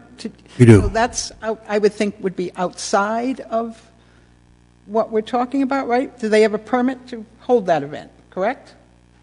correct? Okay. Put the timelines in that permit. Right, right. What I'm talking about is it's Saturday night in the summer and you've got a theater production going on outside and someone's disturbed by the noise, right? Yes. I don't want to see that happen, which is why the time frame for me is pretty important. It's not just the Contemporary Theater, it's the Sons of Liberty have the food trucks, right? And that's in a there are neighbors in that, right there. Do they constitute a nuisance? Maybe at 1 o'clock in the morning that would, but to me, at 10 o'clock at night is a reasonable time frame to expect quiet in your neighborhood. I would just ask for at least 11. I'm okay with 11, but So I would also suggest that you could do a day of week if you wanted as well. You could do, right, between Monday the to weekends Friday, and- 10, or weekends, 11, or something like that. Thank you. Please. Excuse me. I just want to add one thought. I've lived in the Kingston Village for 60 years. I've also owned up to 12 rental properties. And sure, I understand that noise is a problem, and I understand all of the things that can happen, that somebody has a party once a year and they get they get a ticket or something like that. But what I'm suggesting is that there be a quiet zone, and if there was a quiet zone, then people who own the homes would find an increase in value. So I just leave that thought with you. Thank you.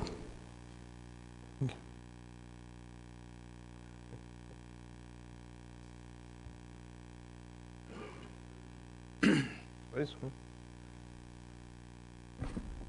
Hi, Chris Roman again, Wakefield. My concern, I guess, is with the time frame. I'm a little nervous about putting that in there because I think I would like to defer to the reasonable judgment of the police department that they're not going to overzealously enforce this. And I think bad actors play to the letter of the law. And if you have a property and they know they can go like crazy till 10, and they go like crazy till 10 every weekend, every night, that's going to get old really fast. And so I understand your concern about the businesses, but 11 o'clock for a residential neighborhood is pretty late. I go to bed before 11. I got to get up, work at 6 o'clock. That's sort of late to have my neighbors right behind me in the summer with my windows open, yelling and screaming all night. So I think reasonableness is where you should start. Trust the judgment of the police department to enforce this. You have the special use permit issued for businesses and special events.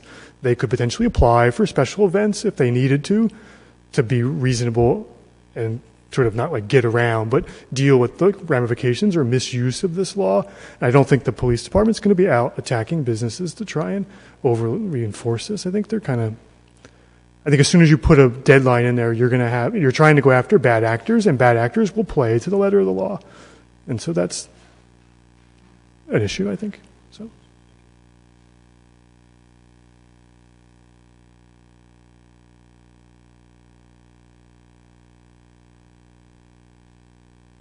My name's Carol Dorita Moniz. I live in Kingston.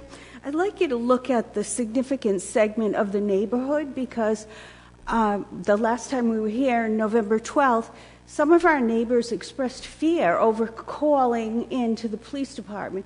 I was home alone one night. I called at 1:30 in the morning. It was a little scary thinking that they knew I was calling. There were hundreds of kids outside with cars, and I just think one call should be enough.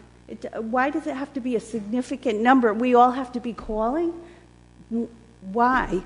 I don't understand that. I don't. If I'm reading that correctly, I think the officer could determine whether they're making an. Correct. So one call may cause an officer to go to the scene, and the officer's determination of whether or not this is impacting a large or a significant, I shouldn't say large, a significant portion of the neighborhood. It may be that it's, one building that's in the noise area that's being affected by it, but if that's enough at 1 o'clock in the morning to be a significant impact, the officer would use his judgment and issue the warning or not. Thank you. So I think there are a couple points to settle here. Do we want a time frame, and what do we want it to be? I got a question. If we add a time frame, does that mean the ordinance only exists within that time frame or outside of that? The definition of public nuisance would be changed, and you are correct. It would only be effective during the time frame.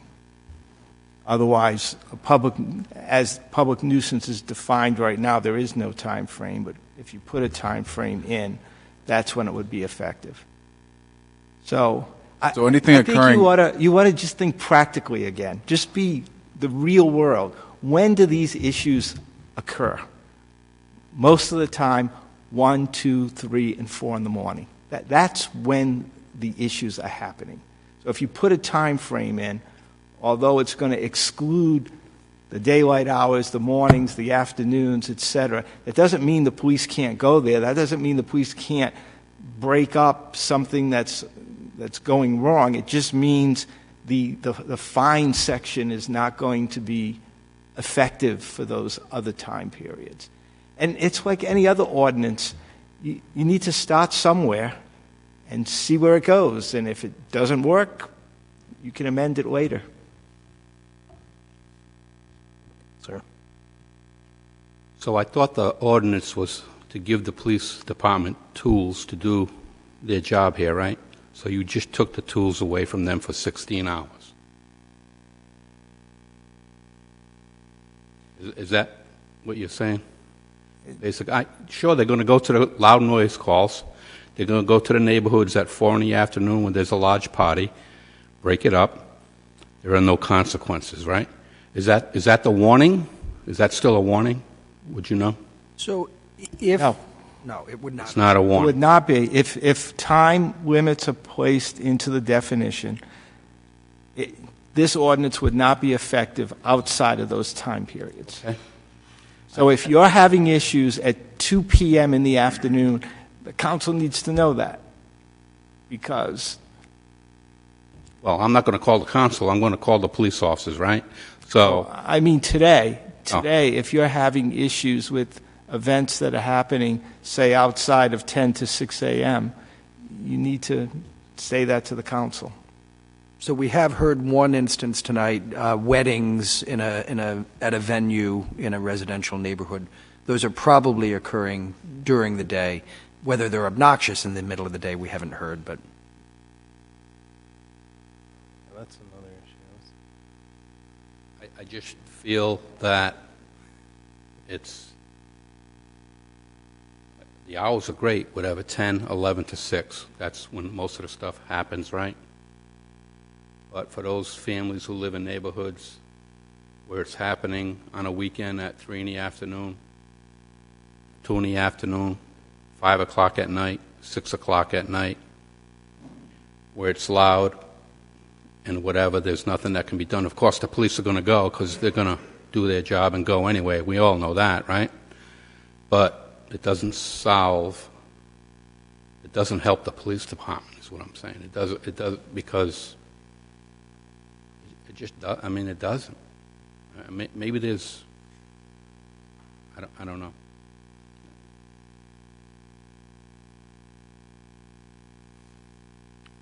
All right.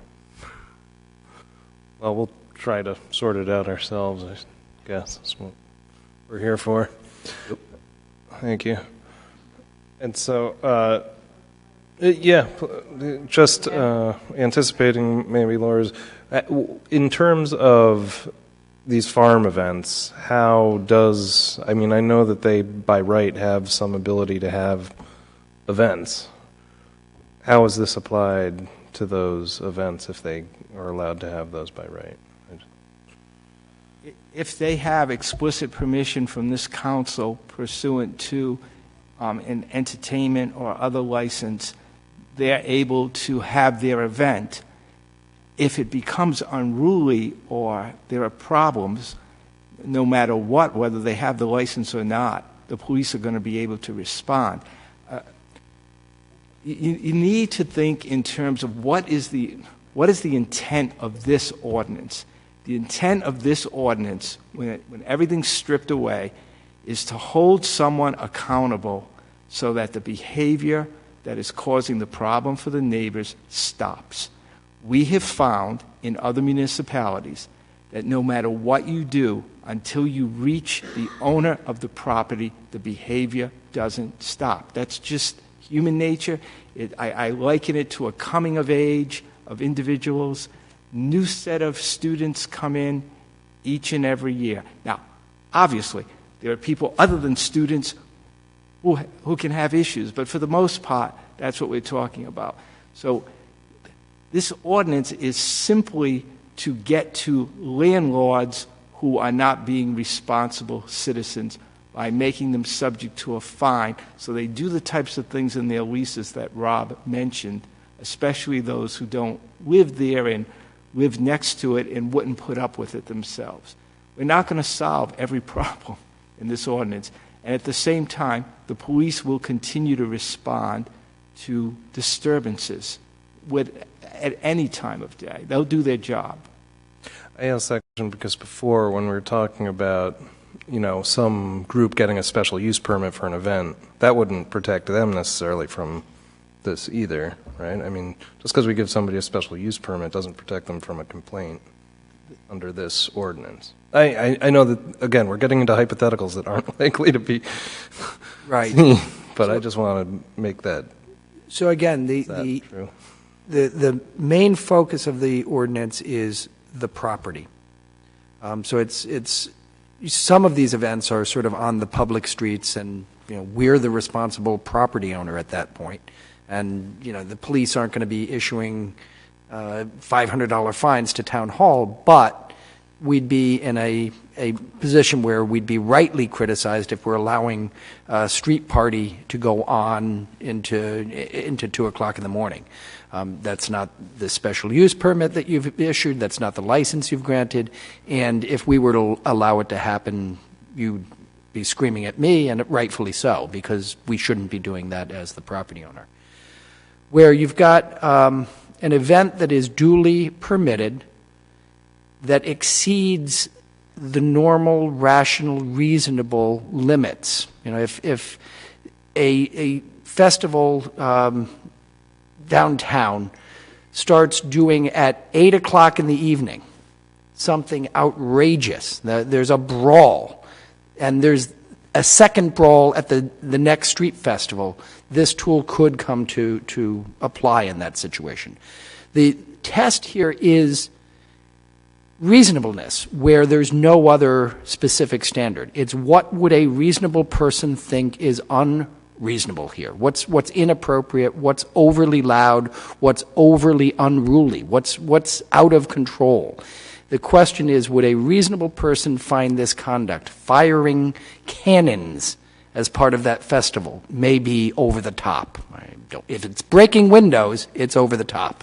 If the noise is so loud that glass is shattering, we've got a problem, and this is a tool that might come to bear even at a properly permitted event. Sorry. So in our case, with the farm events, some of them do start at 1 or 2 o'clock in the afternoon. They may have a 1 to 7 limit, let's just say, for that particular event. But the parties each time will escalate through that time period. And by the time they're supposed to be cleaning up and get out of there, it can be really loud. And also in our case, and I think with a lot of these farms that are in residential neighborhoods, we're one of the only neighbors. So we might be the only person calling.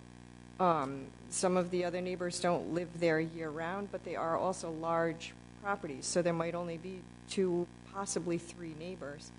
But it makes a really big effect on our just being in our home, trying to enjoy our property, having this go on weekend after weekend.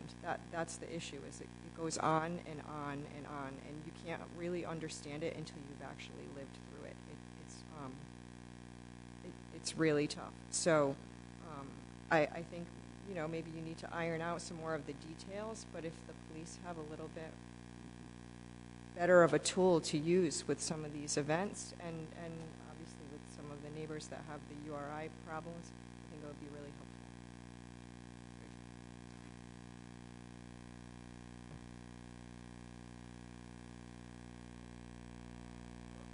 All right. So,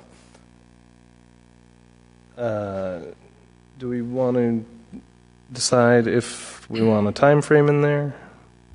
I've heard 10 o'clock, I've heard 11 o'clock, I've heard no time frame at all. People have a strong preference. I have a strong preference for a time frame. Okay. That can be discussed, 10, 11. And if it's weekdays or weekends, I don't think it matters. I think people still need to be able to go to sleep at a reasonable hour, undisturbed, regardless if it's weekday or weekend.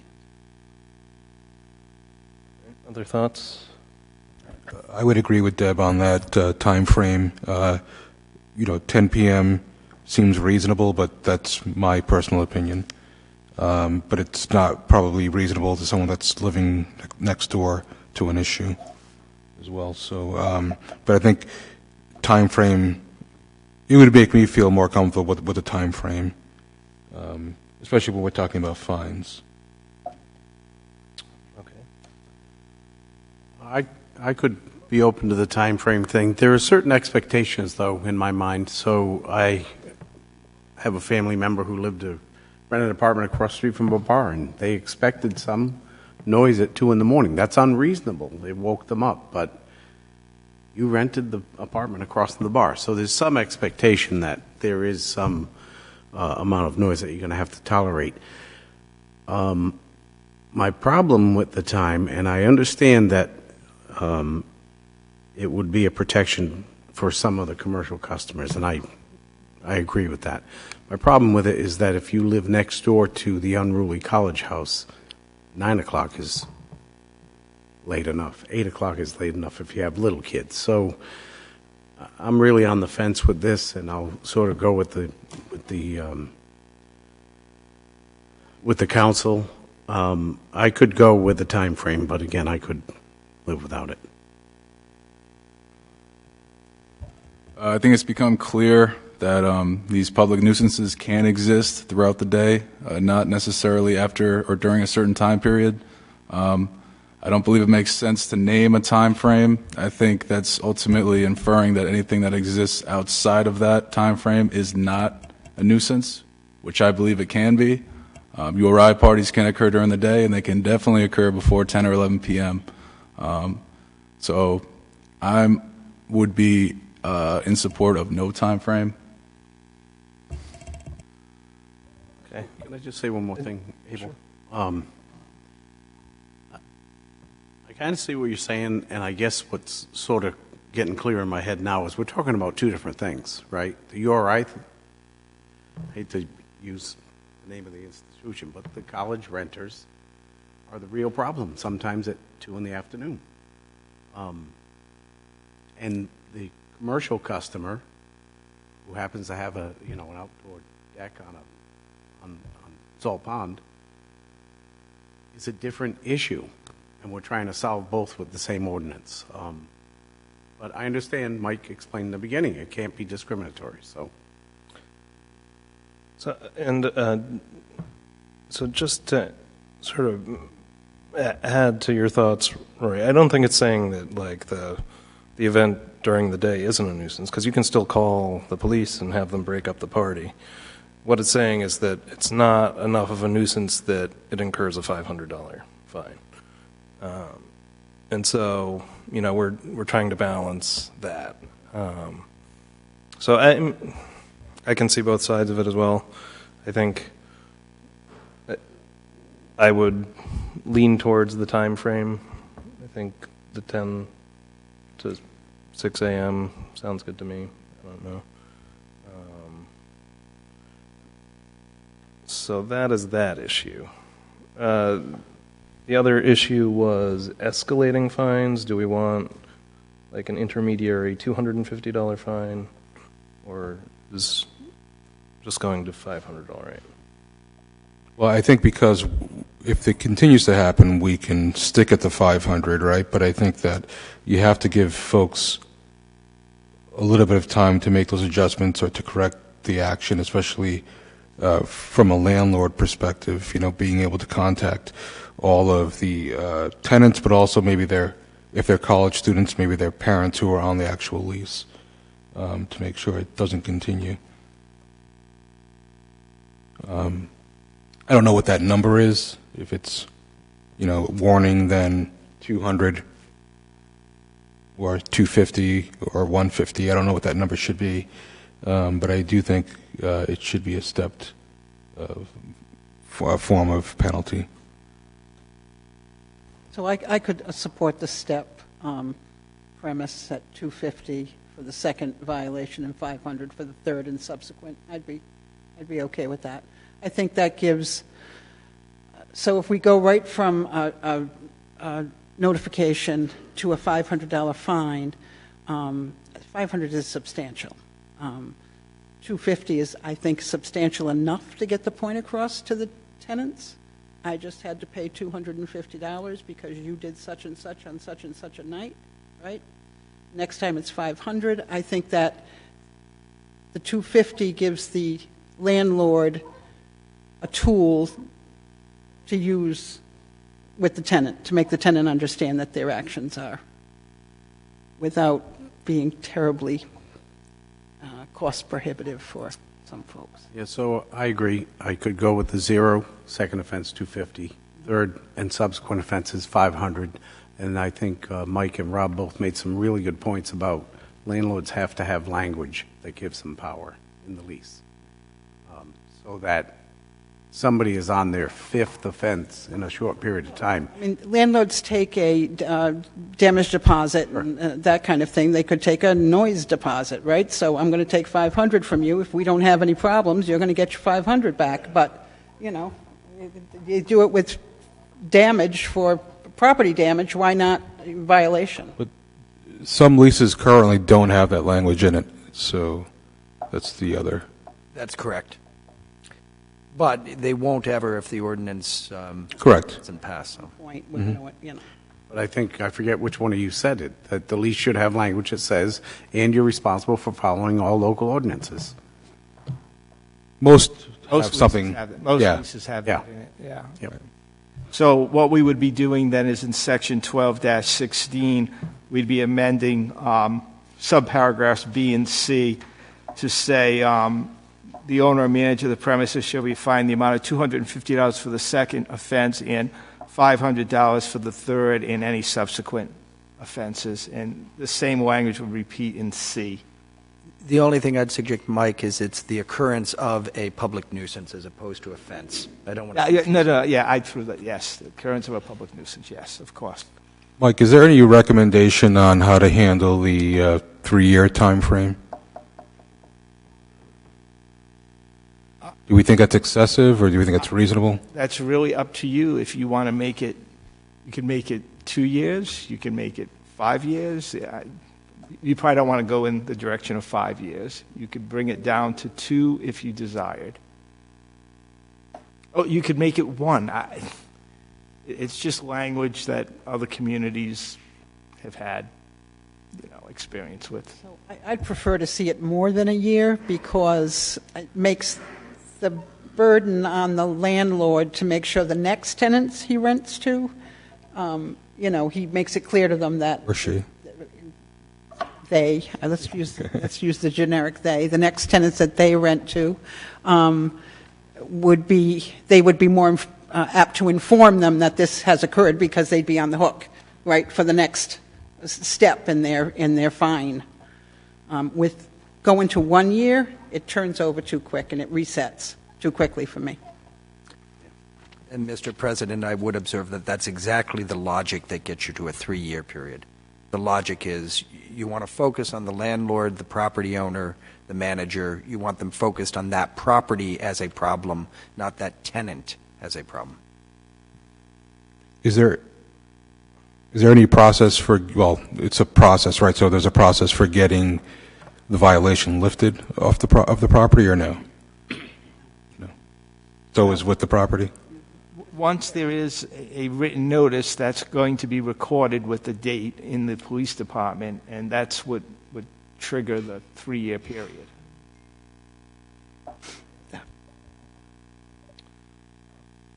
All right. Anybody else have any thoughts about the time? I'm okay with the 3. I think the likelihood of the property being sold and the new owner not knowing is pretty slim. So if we're hearing that the most effective way to fix this problem is through the landlord, I'm okay with 3. I'm okay with the 3 as well. Any other changes that you've heard about tonight that we want to contemplate? All right. At this point, then, I think we're ready to close the public hearing. I'll make a motion that we close the public hearing. So moved. Any further discussion? All in favor, say aye. Aye. Motion carries. Now, there were a number of amendments contemplated or agreed to. But do you have a list of those? And I know that there were some small housekeeping changes as well. So the first set are just the sort of Typos. Yeah, well, not just typos. It's the sort of housekeeping stuff that Peter has recommended in the public nuisance definition, adding the phrase public or private, public or being inserted in the first sentence in the definition. Maybe while you're there, just go to the time. We'll just go So through. why don't I read the amended public nuisance definition in its entirety? Public nuisance means a gathering of 5 or more persons between the hours of 10 p.m. and 6 a.m. on any public or private property where conduct occurs that causes a substantial disturbance of the quiet enjoyment of private or public property in a significant segment of a neighborhood as a result of conduct constituting a violation of law. Illustrative of such unlawful conduct is excessive noise or traffic, obstruction of public streets by crowds of vehicles, illegal parking, public drunkenness, public urination, the service of alcohol to minors, illegal drug use, fights, disturbance of the peace, littering, or any other conduct that constitutes a violation of law or ordinances. I could be wrong, but maybe that should be by crowds or vehicles on the obstruction. Yeah, that should be an or, yes.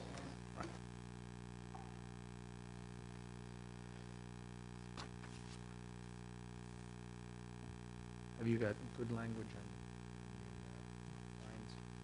Yes.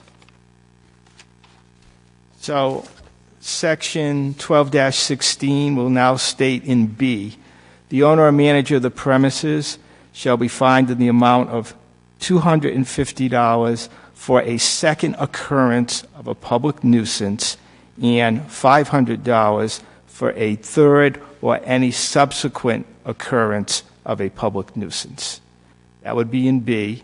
And that same exact language would be repeated in C in the amount of $250 for the occurrence of a second public nuisance and a fine of $500 for an occurrence of a third or any subsequent public nuisance.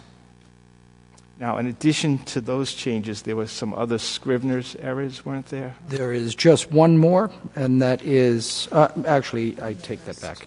It's in 1218A, we're going to insert the word no in the last clause before the word later than, or words later than 15 days. So the last clause, double I, will read, if the notice is given by mail, comma, no later than 15 days after the date of the mailing of the notice. That actually, Scrivener's errors, just to be absolutely certain, because I believe the published notice had a stray S in the public nuisance definition, where conduct, although we've already taken care of that, I think, with the reading of the... Yeah, you read it correctly. So we're good. Great, thank you. Do I hear a motion to approve the amended ordinance? Motion to approve the amendments. Second. Second. So moved. Is that a motion to approve the ordinance as amended? That'll be a motion to approve the ordinance as amended. And a second. All right. Any further discussion? I just have one more thing to say. I like the fact that we made some changes to the ordinance. I think those are good amendments. But because of the 3-year staying with the property, I can't support it, unfortunately. But I know that it will pass. So. Thank you, Brian. Any other comments? All right. All in favor, say aye. Aye. All opposed? Opposed. And by a vote of 4-1, that motion carries. Public hearing 7B is a public hearing to consider proposed amendments to the Town Code, Chapter 16, Streets and Sidewalks, Article 2, Town Rights of Way, Section 16-27, Permit, and Section 16-41, Utility Main Extensions concerning Town Road Pavement Restoration, as shown on Exhibit 2 attached to the agenda.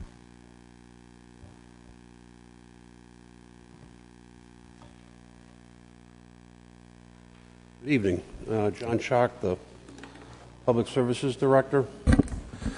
So by way of background, in the 2019 General Assembly session, a bill was passed entitled, get my glasses here, Rhode Island Utility Fair Share Roadway Repair Act. And what the state passed was essentially, when there's utility work in a state road, this RIDOT is now going to require curb-to-curb paving. And I think the intent is, and we see the same thing in town on our town roads, when utility cuts are made, they're kind of haphazard. It's a rideability issue. It's a performance issue. So we're looking to mirror what RIDOT has done. So primarily it's more with utility main extensions.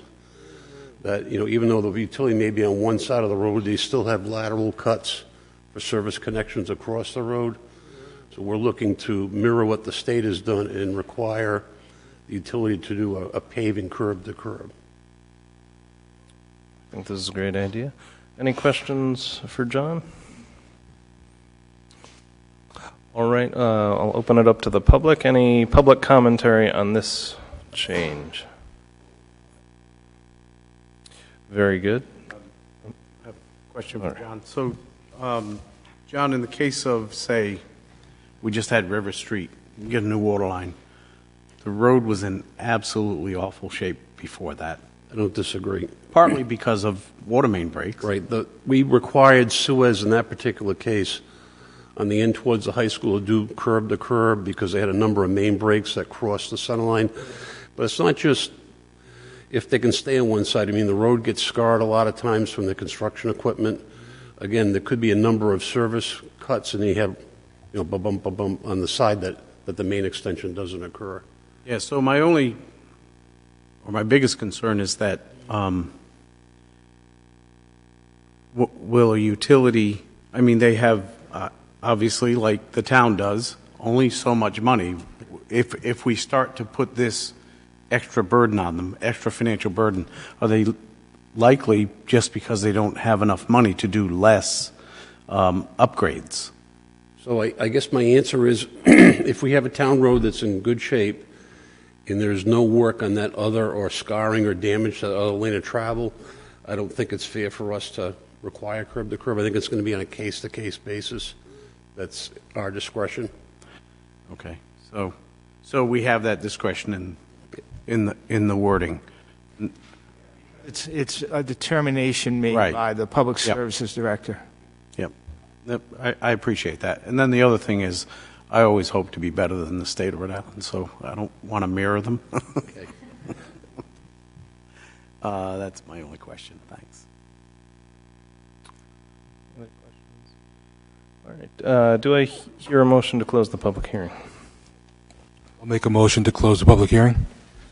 Second. So moved. Any discussion? All in favor say aye. Aye. And do I hear a motion on 7B? I'll make a motion to approve item 7B. Second. Second. So moved. All in favor say aye. Aye. Aye. Motion carries. All right. 7C is a public hearing to consider proposed amendments to the Town Code, Chapter 21, Floodplain Management, as follows on your agenda. Chapter 21 of the Floodplain Management, Section 21.2, applicability. I'm not going to read all this gobbledygook. I don't want you to either, Wayne. That's fine. Good evening, council members. Wayne Pimentel, building official for the town of South Kingstown.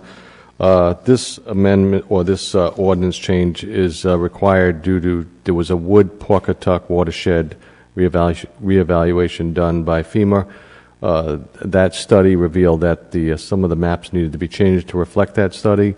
So there were 16 maps of the 26 that cover the entire town that were amended, mostly maps in the northern part of the town from east to west. There were a few changes. Most of them were good changes. A lot of properties were taken out of the flood zone.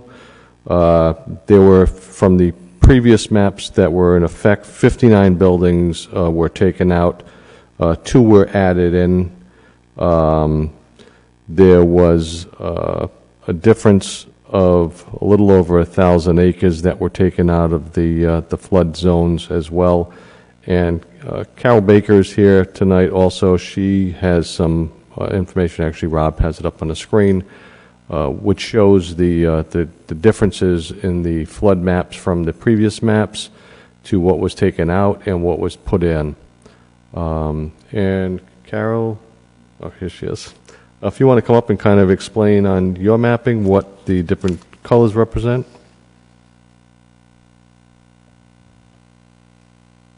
Good evening, Carol Baker, GIS Administrator for the town. So this is an update that was done for all the inland areas. All the coastal areas were updated in 2013. Basically, the data is just better now. We have contours, the federal government has contours. They've done a lot more studies. We have 30 years of flood data to go on now, and including the 2010 flood, which was a large inland event. And so the data is just better. So what this map is showing, those red outlines are the FEMA firm panels. They're just, they grid the country into panels. So the ones in red are the ones that are affected. I will say that the ones along the narrow river, it's only the areas that are inland and not the coastal areas. So blue are those areas that are staying within the A zone, which is the 100-year flood zone.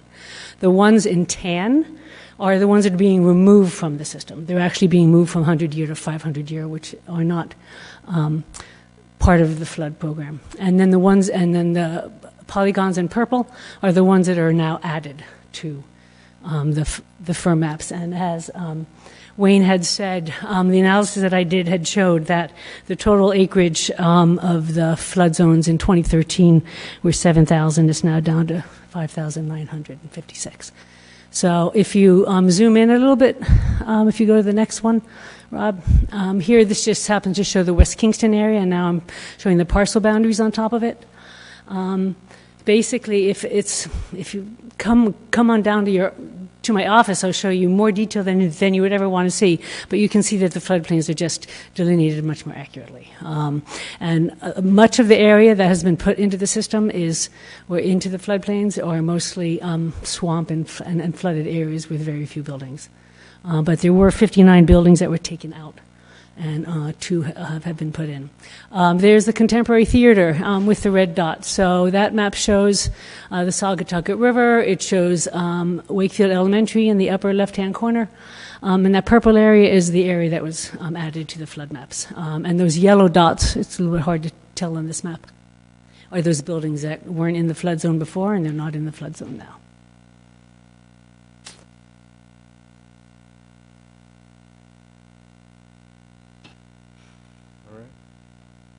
Any questions? Any idea, like, how many feet are we talking about? I mean, the difference? It depends on the on the water body that's being mapped. They actually, if you go to the town's webpage, FEMA has done a really nice live map where you can swipe back and forth, showing you before and after, and they also show you the transects where they actually went out and studied all of it. So most of the flood areas now actually have a BFE, a base flood elevation, and it varies depending on where you are. If you're on the Tupuxet versus the Saugatuck and things like that. All of these maps are available online digitally and things like that. So there's not just one number.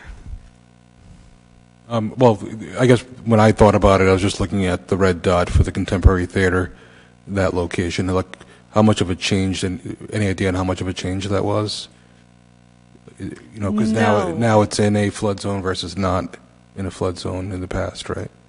Or am I misinterpreting that? Right, it wasn't in a flood zone before, and now because they have better contours and better and 30 years more data. The last time they updated these maps was in 1980. And Rob, if you could repeat the comment that you made in the work session, that this is basically, we have to comport to the federal Unfortunately, the federal government does its maps and ties the federal insurance program to its maps.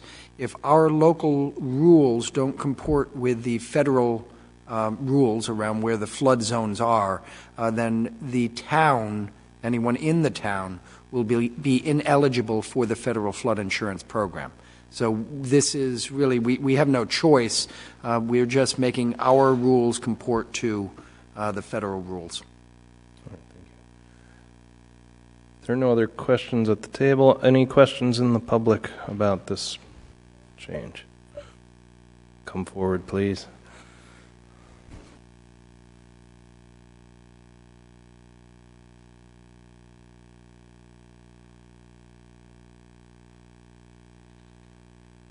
Hi, Terry Simpson again from the Contemporary Theater Company.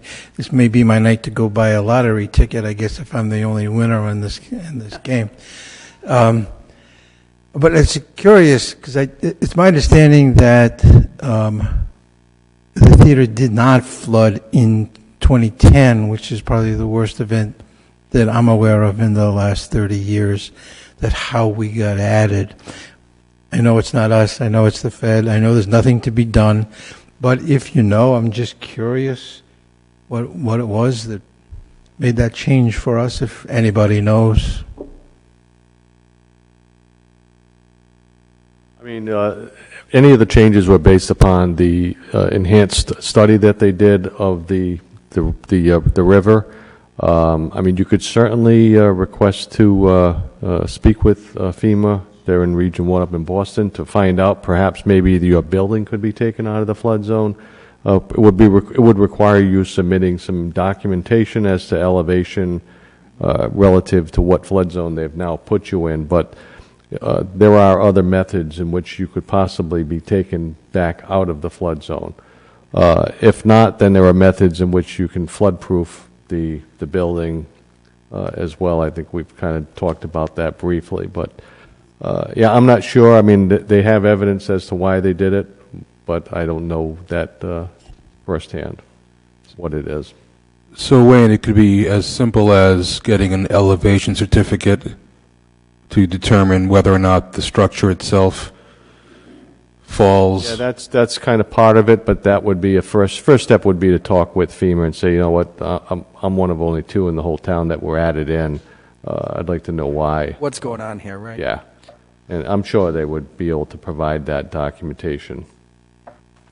And the town would be happy to provide any property owner with whatever information we've got, whatever public information we've got about elevations, whatever public information we've got about historic flood, anything that would be beneficial in having a conversation with FEMA, we're happy to provide. If we've got it, you own it, and we're happy to share it. Wait, remind me of the other property, because there's two, right? Yeah, there was another residential property on Waits Corner Road. Okay. Again, there's a small stream, and the reevaluation of that stream put this property in a flood zone as well.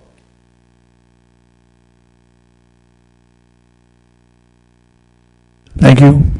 Thank you. All right. Do I hear a motion to close the public hearing? I'll make a motion that we close the public hearing.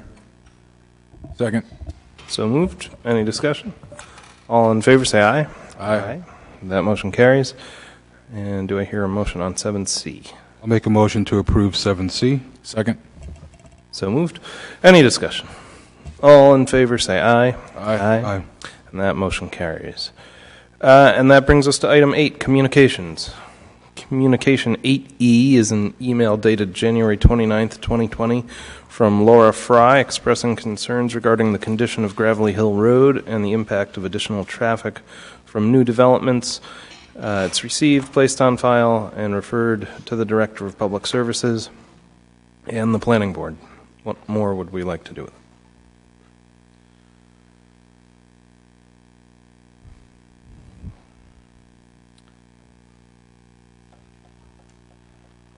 So Gravelly Hill Road is scheduled for some resurfacing, 2023, 24.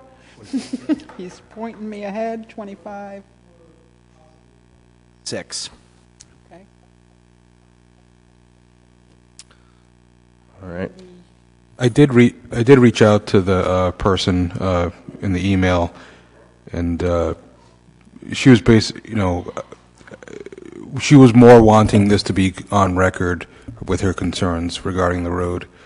But at the same time, I think 2026 is a long time, or 2025.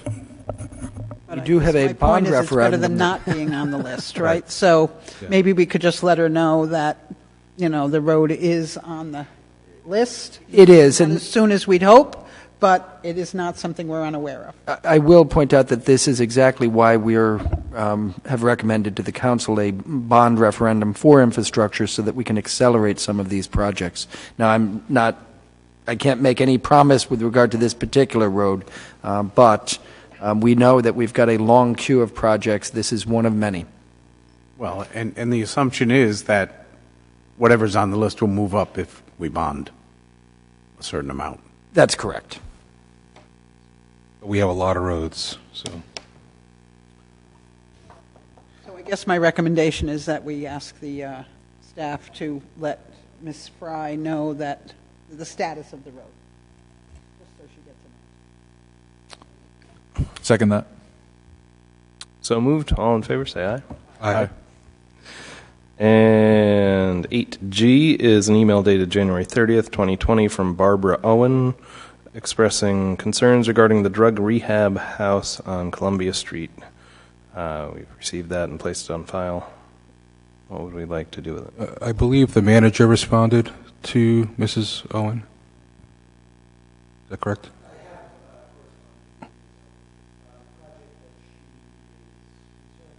Is this Miss Barbara Owen? Welcome.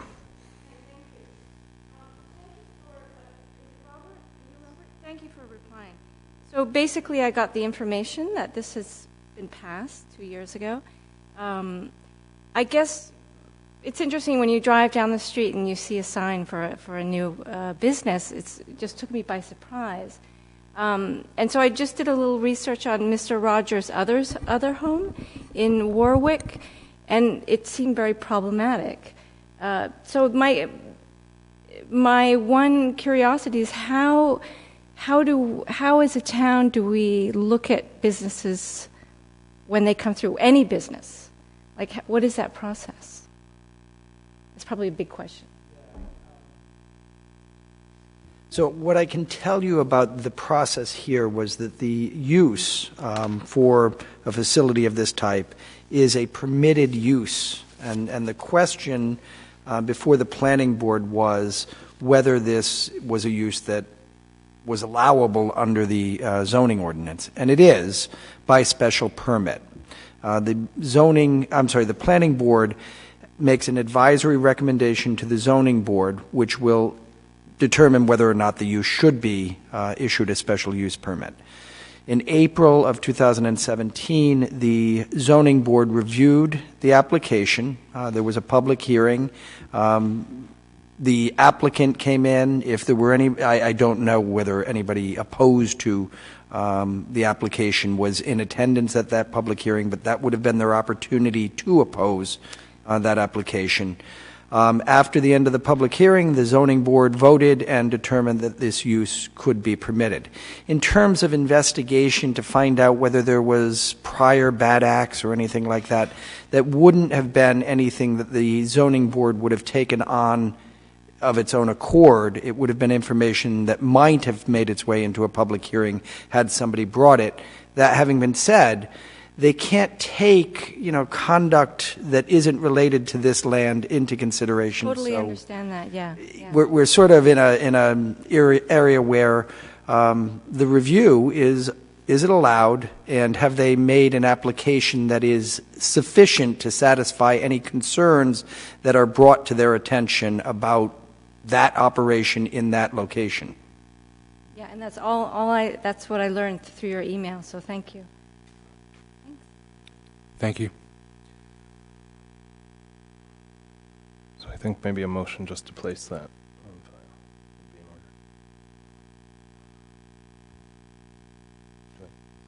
order. Here.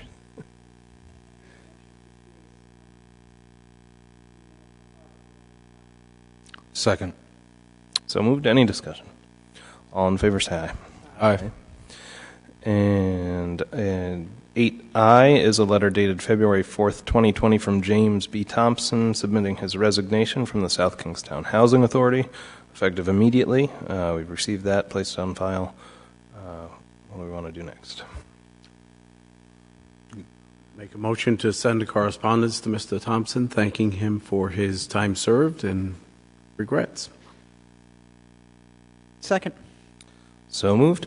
Any further discussion? All in favor, say aye. Aye. That motion carries. And that brings us to item 9 on the agenda, comments from interested citizens.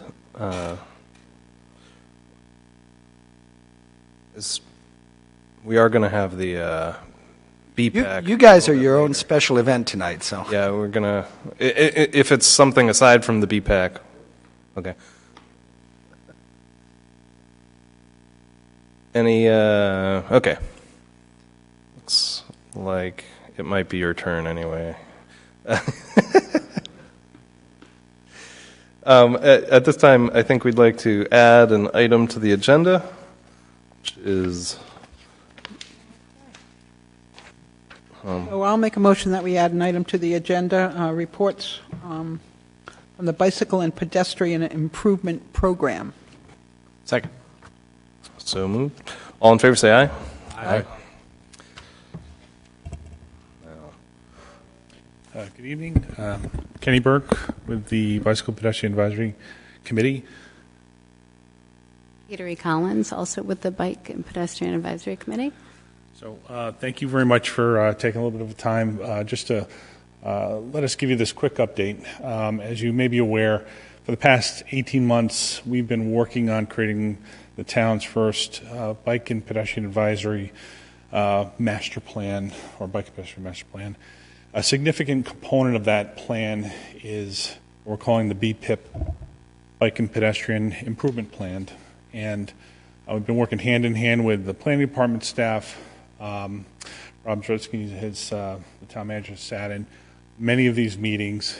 And what the program is an articulation of physical improvements that we could propose to undertake to immediately start making improvements throughout town on state roads, large state roads, small state roads, town roads.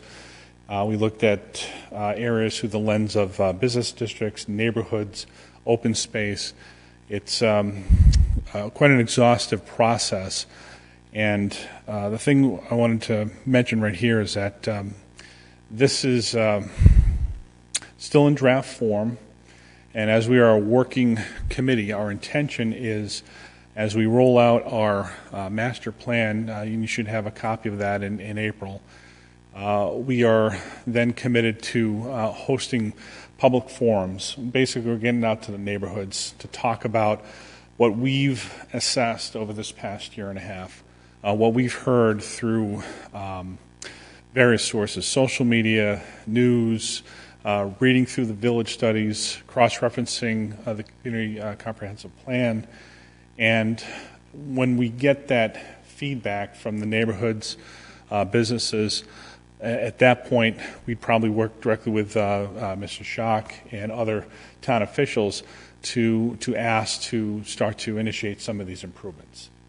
So it's been quite a long road, and we're happy just to share this draft document with you. It still is a work in progress, but it's been quite an eye-opening experience. So, Kater, do you want to add something? I'll just say that over the years, sometimes we've heard about the concern about the implementation of wonderful action items that are listed in the comprehensive plan. And you read through the comprehensive plan, and it's really exciting.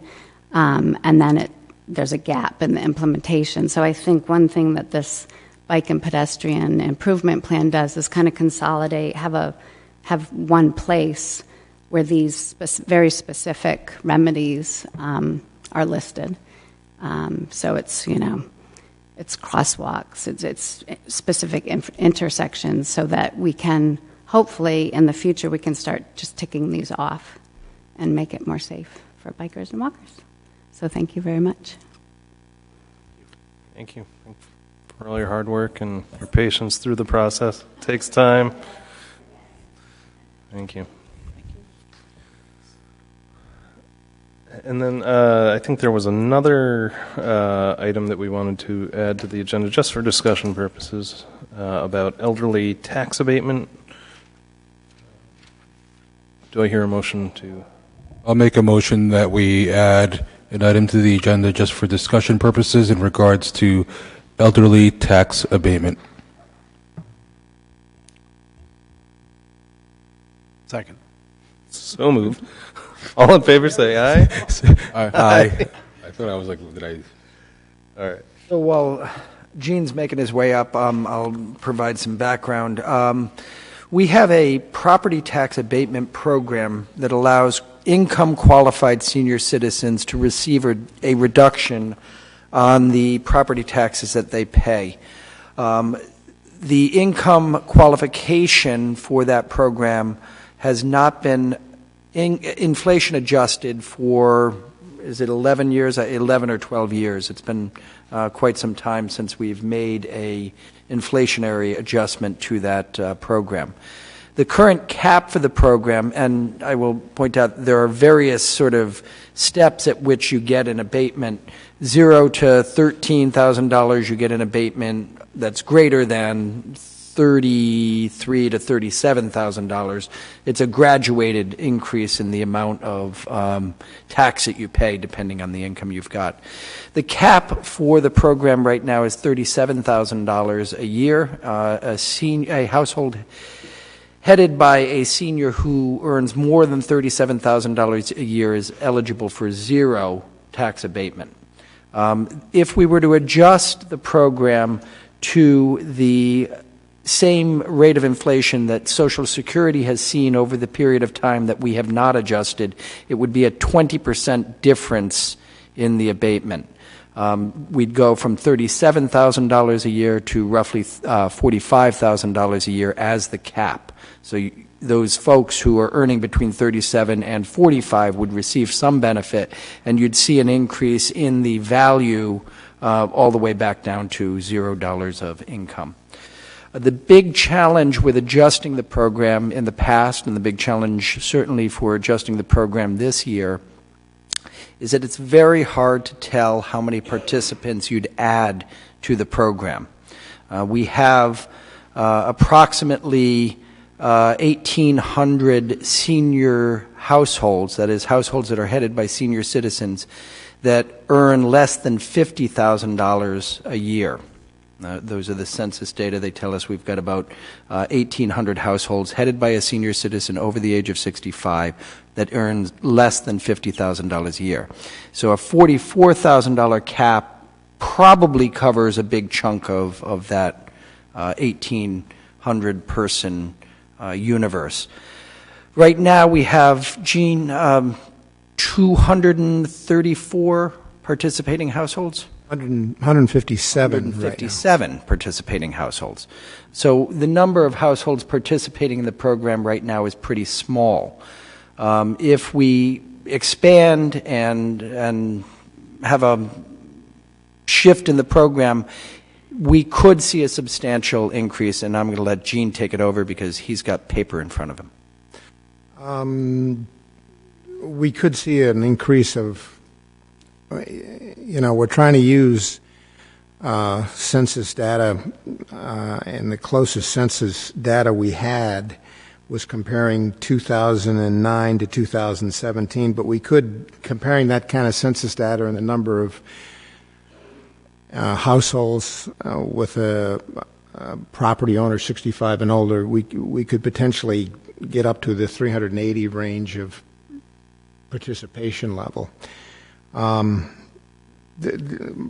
intent tonight for me is not for necessarily any decisions to be made or heavy-duty question and answer. It's just for me to get this memo to the council so you can start considering the process of, do we want to do anything or can we afford to do anything? I'll pass out my memo. It'll be resubmitted into the town manager's interim report next week, and then the following week, if there's any questions during that time frame that the council has, I can try to get back to you with questions. And Gene, what's the current cost of the program? We are in the let me look that up here. $230,000. See, I had the number wrong. And what do we anticipate at 380 participants? What do we think? Start approaching $700,000 if we reach that 380 plateau, which we think is potentially out there. Right. And there's, it's very hard to predict because we know 380 isn't the universe. The universe is closer to 1,800, but what we don't know is how many of those are head of household, how many are going to engage the program. There are folks who have income that may not be high, but they've got assets and they're not looking for, a benefit of this type. So it's not everybody of that 1,800 possible. 380 looks like it might be about right, but there's really just no way to know. Short of actually asking people, short of actually surveying people, we cannot predict the number of participants in the program. So it's a tricky problem. Gene has spent the better part of last week putting together a memorandum for the council. We will post that online and get that to the council so that you can review the data as best we can represent it at this point. And then we do have a question about how we can go about tackling an adjustment, because again, it's been more than a decade. We're getting behind the inflationary increases of Social Security. It's doing harm, not adjusting the program. We probably are not going to be able to do a 20% adjustment in 1 year because the cost of doing so could be $500,000, and that's an awful big program to take on all at once. However, incremental improvements and sort of catching up over time may be our best strategy.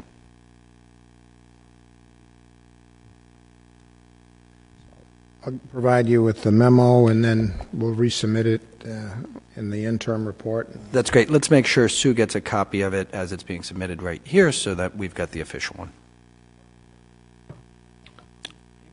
And Rob, before we move on to the manager's report, did you have something to say, or? Okay. Thank you.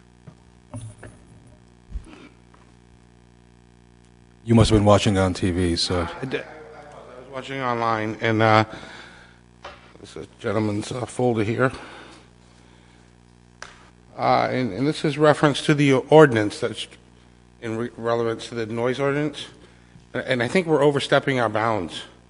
Born and raised in this town, people own their property. If a family has children, 4 children, that constitutes 6, and they're falling under that same aspect of 5 or more. If you have a birthday celebration, obviously people are going to congregate. I think you need to better define the aspect of it. It's maybe more towards the rental properties. I don't believe, in my experience, I could be wrong, that we have the same issue that Narragansett had. So I think we're taking that, we're there, and we're going a little bit further than we need to. I'm appalled by it, honestly. I don't think we should be dictating to any landowner, property owner in this town, of what they can and can't do, or can and can't have. That's not what South Kingston stands for, at all. So I would like you to revisit that and maybe polish it a bit, so that it's more conforming to. You can't penalize all for some. It goes back to the rotten apple in the bottom of the barrel. It doesn't make them all bad, but there's one in the bottom. I get that. But we need to address the bottom and not so much the whole barrel, because it's not right. So my apologies for the interruption of the meeting. Gentlemen, ladies, thank you for your time. Rob, always. Thank you.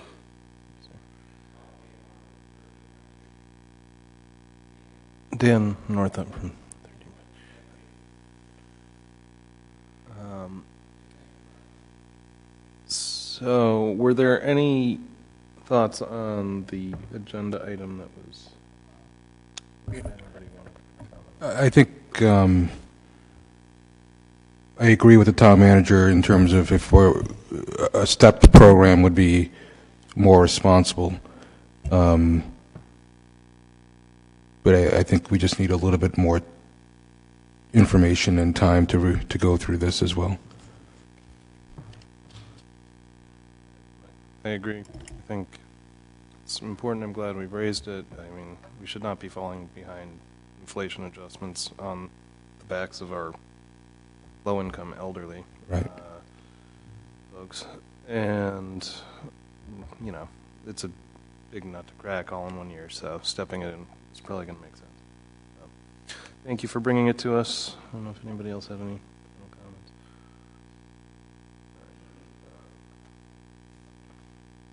And that brings us to the town manager's report. That's great. I will try to jump in quickly and go through the flag report. But before I do, I'd like to just comment on the last speaker's concerns. I do want folks to know that we are not going to become jackbooted thugs because we have an ordinance that says we can intervene to maintain the peace and quiet in a neighborhood. It's a responsibility that the police have. They've always had. This tool simply gives them the opportunity to say, if you keep doing this, if this is a continuous problem, you've really got to stop. You've got to take us seriously. I'm very sympathetic to the notion that individual property owners who aren't even landlords are subject to the ordinance that was passed tonight. This is a tool. It was initiated at the request of citizens. It's a tool that is designed to address largely a problem that's been with tenants, whether they're summer tenants who are partying too hard down at the beach or college students who are celebrating the end of finals a little too loudly. But you're right. I mean, this is something that would affect a family gathering. If the family barbecue has become too raucous and your neighbors cannot enjoy their property, it is for the discretion of the police to, be reasonable and say that's not working here. This is a problem. And if a private property owner is having that problem over and over and over again, the police are going to show up over and over and over again. The penalty won't attach because it's not meant that way. But I was just going to say this was the subject of a public hearing, so which is now closed. So. Yep. So I just want to point out that we're not about to become, everybody's worst enemy. We recognize the responsibility that comes with fair and just and appropriate enforcement of the ordinances that the council enacts. And I want to assure the council and the public that we're committed to doing everything we can to make sure that we're reasonable in applying the tools that we have been given to do our job, which is maintain the peace and quiet and enjoyment and safety of the community. Speaking of which, the hospital land swap. The land search results that we've sort of gone through since the close of the public hearing there, I just want to let the council know there were a number of properties that were identified during the course of the public hearing, and a number of residents have identified properties that they thought might be a more appropriate swap than the parcel out in West Kingston. We've run those to ground. We have not found any properties that one, are on the market and available for us, and two, that actually seem to be more appropriate or better parcels for the development of a community park. The one that folks seem to be the most excited about was Potter's Field. Is that right? Potterwoods, a field associated with Potterwoods. We specifically inquired with the Kingston Improvement Association, and they expressed no interest in doing a swap with the hospital or the town. They just have no interest in doing that. So, at this point, the application is being processed. We are reviewing all of the comments from the public comment or from the public hearing, and we'll be preparing a summary of comments for the submission to DEM. We're anticipating the application will go from South Kingstown to DEM in the next week or two. There's a lot of comments, so going through and summarizing those comments and responding to them as is required is going to take and is taking us time. The cost share for the radio system, I will point out that we are trying to figure out whether we can accelerate the public radio program. We've got a meeting with Chief Pinch this coming week to see if we can figure out some way to expedite the purchase. We are in the second phase of our contract with the consultant, which is to have the consultant develop a request for proposals, which we can use to solicit bids for the build-out of the system. We've reviewed a preliminary RFP document and have submitted modifications or changes to the contractor. They're in the process of making those changes at this point. We met today by telephone with AT&T to talk about the tower lease at the police station. I think we are near an agreement with AT&T near finalizing an agreement with AT&T to get to the construction of that tower. One of the issues that had come up is that we've got a Champlin grant for new phones over the libraries. That was tied to the phone solicitation, phone bid solicitation, that is the subject of new business on the agenda tonight. We believe that if we can get this done tonight, we will meet the deadline, the Champlin deadline for compliance. We've actually exceeded their performance period, but they had agreed to wait until March, or to allow us until March, so I think we're going to meet their adjusted deadline, and the $15,000, $16,000 that Champlin had made available for the phones will be coming to the library and will reduce the overall cost of this project. The Columbia High School street site, we have a meeting, a public meeting scheduled for February 22nd at 1 p.m. at the high school cafeteria.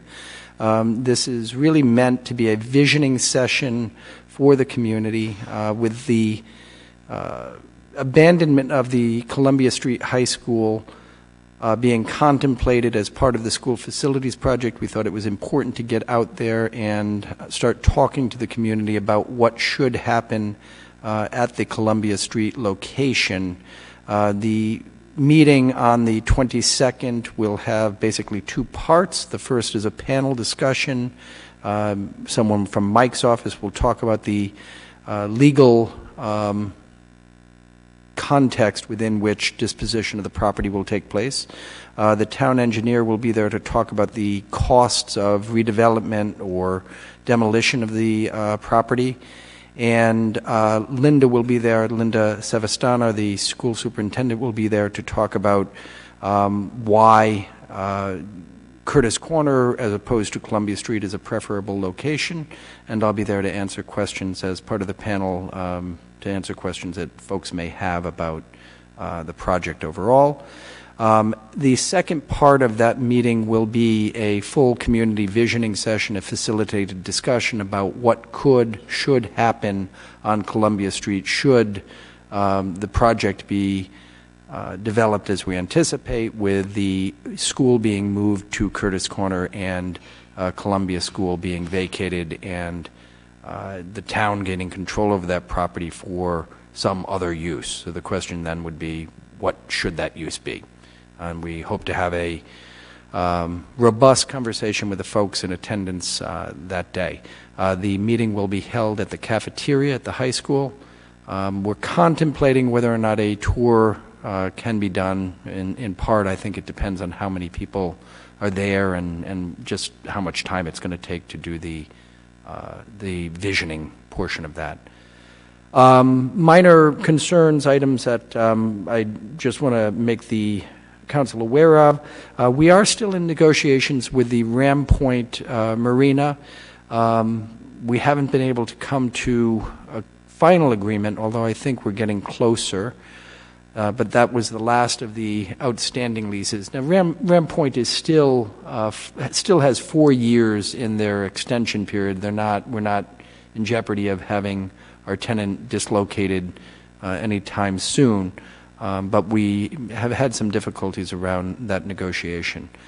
The South County Commons Bike Path Connector has been delayed a little bit. We're now looking at this project being done hopefully in late March, early April, but we are beginning to bump up against that mid-April deadline.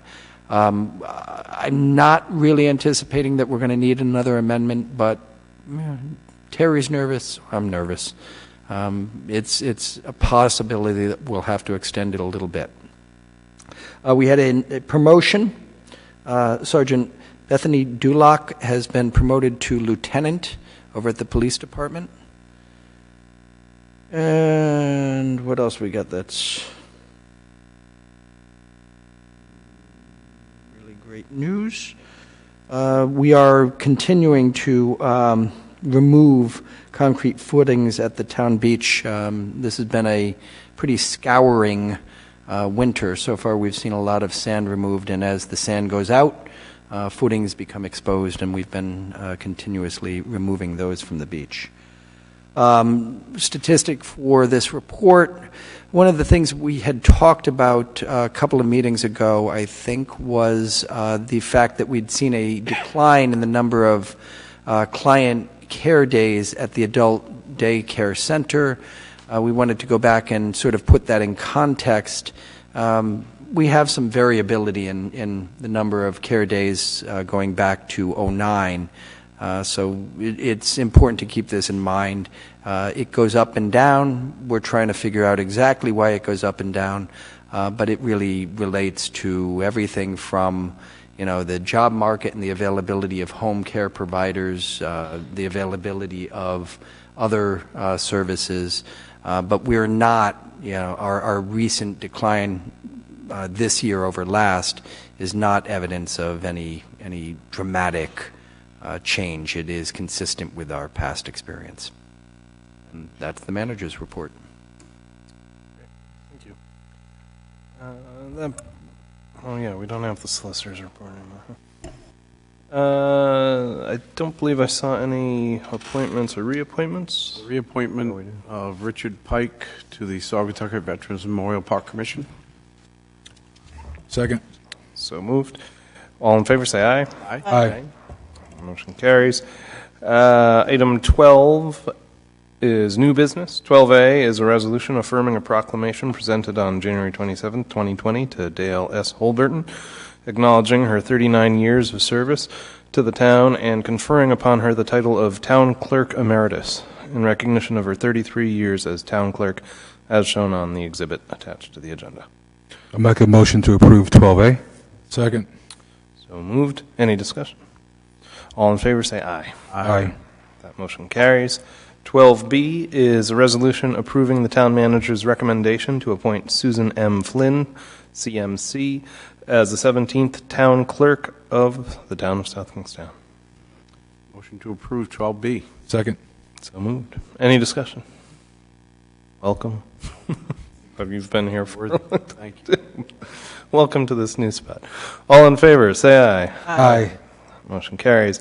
12C, a resolution continued from the January 13th and January 27th, 2020 Town Council meetings authorizing an award of contract to Forerunner Technologies of Edgewood, New York for telephone system equipment implementation, training, and maintenance in an amount not to exceed $56,818, including a contingency of $5,000, further described in a memo from the IT director to the town manager dated January 6th. Mr. President, I would ask that the council vote to reject this item. I'll make a motion to reject item 12C. Here a second. Second. So moved. All in favor say aye. Aye. And that is rejected. 12D is a resolution authorizing an award of contract to RI Telephone of Warwick, Rhode Island for telephone system equipment implementation, training, and maintenance in an amount not to exceed $60,472, including a $5,000 contingency, as described in a memo from the IT director to the town manager dated February 4th. Motion to approve item 12D. Second. Any discussion? All in favor say aye. Aye. That motion carries. 12E is a resolution continued from, it is, yes, January 13th and January 27th, 2020 Town Council meetings authorizing an award of contract to Cox Communications for telecommunication services in accordance with Rhode Island Master Price Agreement number 308, an amount not to exceed $11,000, further described in a memo from the IT director to the town manager dated January 6th and February 4th. Mr. President, I would ask that the council vote to approve this item. These three items are all related. They're the result of a solicitation of bids. The first item which the council rejected was an out-of-state bidder who was, it turns out, not qualified to submit a bid because of a licensing requirement in Rhode Island. The second bidder was, or the second item the council has approved was a Rhode Island bidder who was qualified, who was the second lowest bidder to respond.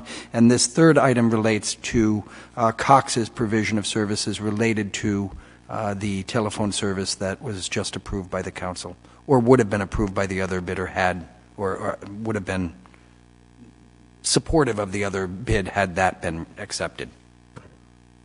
All right. Did we have a motion? I can't A motion. I'll make a motion to approve item 12E. Second. So moved. All in favor say aye. Aye. That motion carries. 12F is a resolution requesting the legislators for the town of South Kingstown to introduce enabling legislation in the 2020 session of the General Assembly that would establish a new section under Title 45, Chapter 2 of the Rhode Island General Laws to be entitled An Act Relating to Towns and Cities, General Powers, South Kingstown Municipal Court, and Housing Court. I'll make a motion to approve 12F. Second. So moved. Any discussion? All in favor say aye. Aye. That motion carries. 12G is a resolution affirming the vote taken in closed executive session on January 13th, 2020, authorizing the town solicitor to enter into a settlement agreement with Modine Manufacturing Company, as presented in a confidential memorandum from the town solicitor to the town manager dated December 26th, 2019. I'll make a motion to approve item 12G. Second. So moved. Any discussion? All in favor say aye. Aye. Motion carries. 12H is a resolution authorizing the tax assessor to abate taxes in the amount of $5,028 as shown on tax abatement request number 567. Make a motion to approve item 12H. Second. So moved. Any discussion? All in favor say aye. Aye. And that motion carries. That brings us to the end of tonight's agenda. Motion to adjourn. Motion to adjourn. Second. Second. So moved. All in favor say aye. Aye. That motion carries. It is 10:12.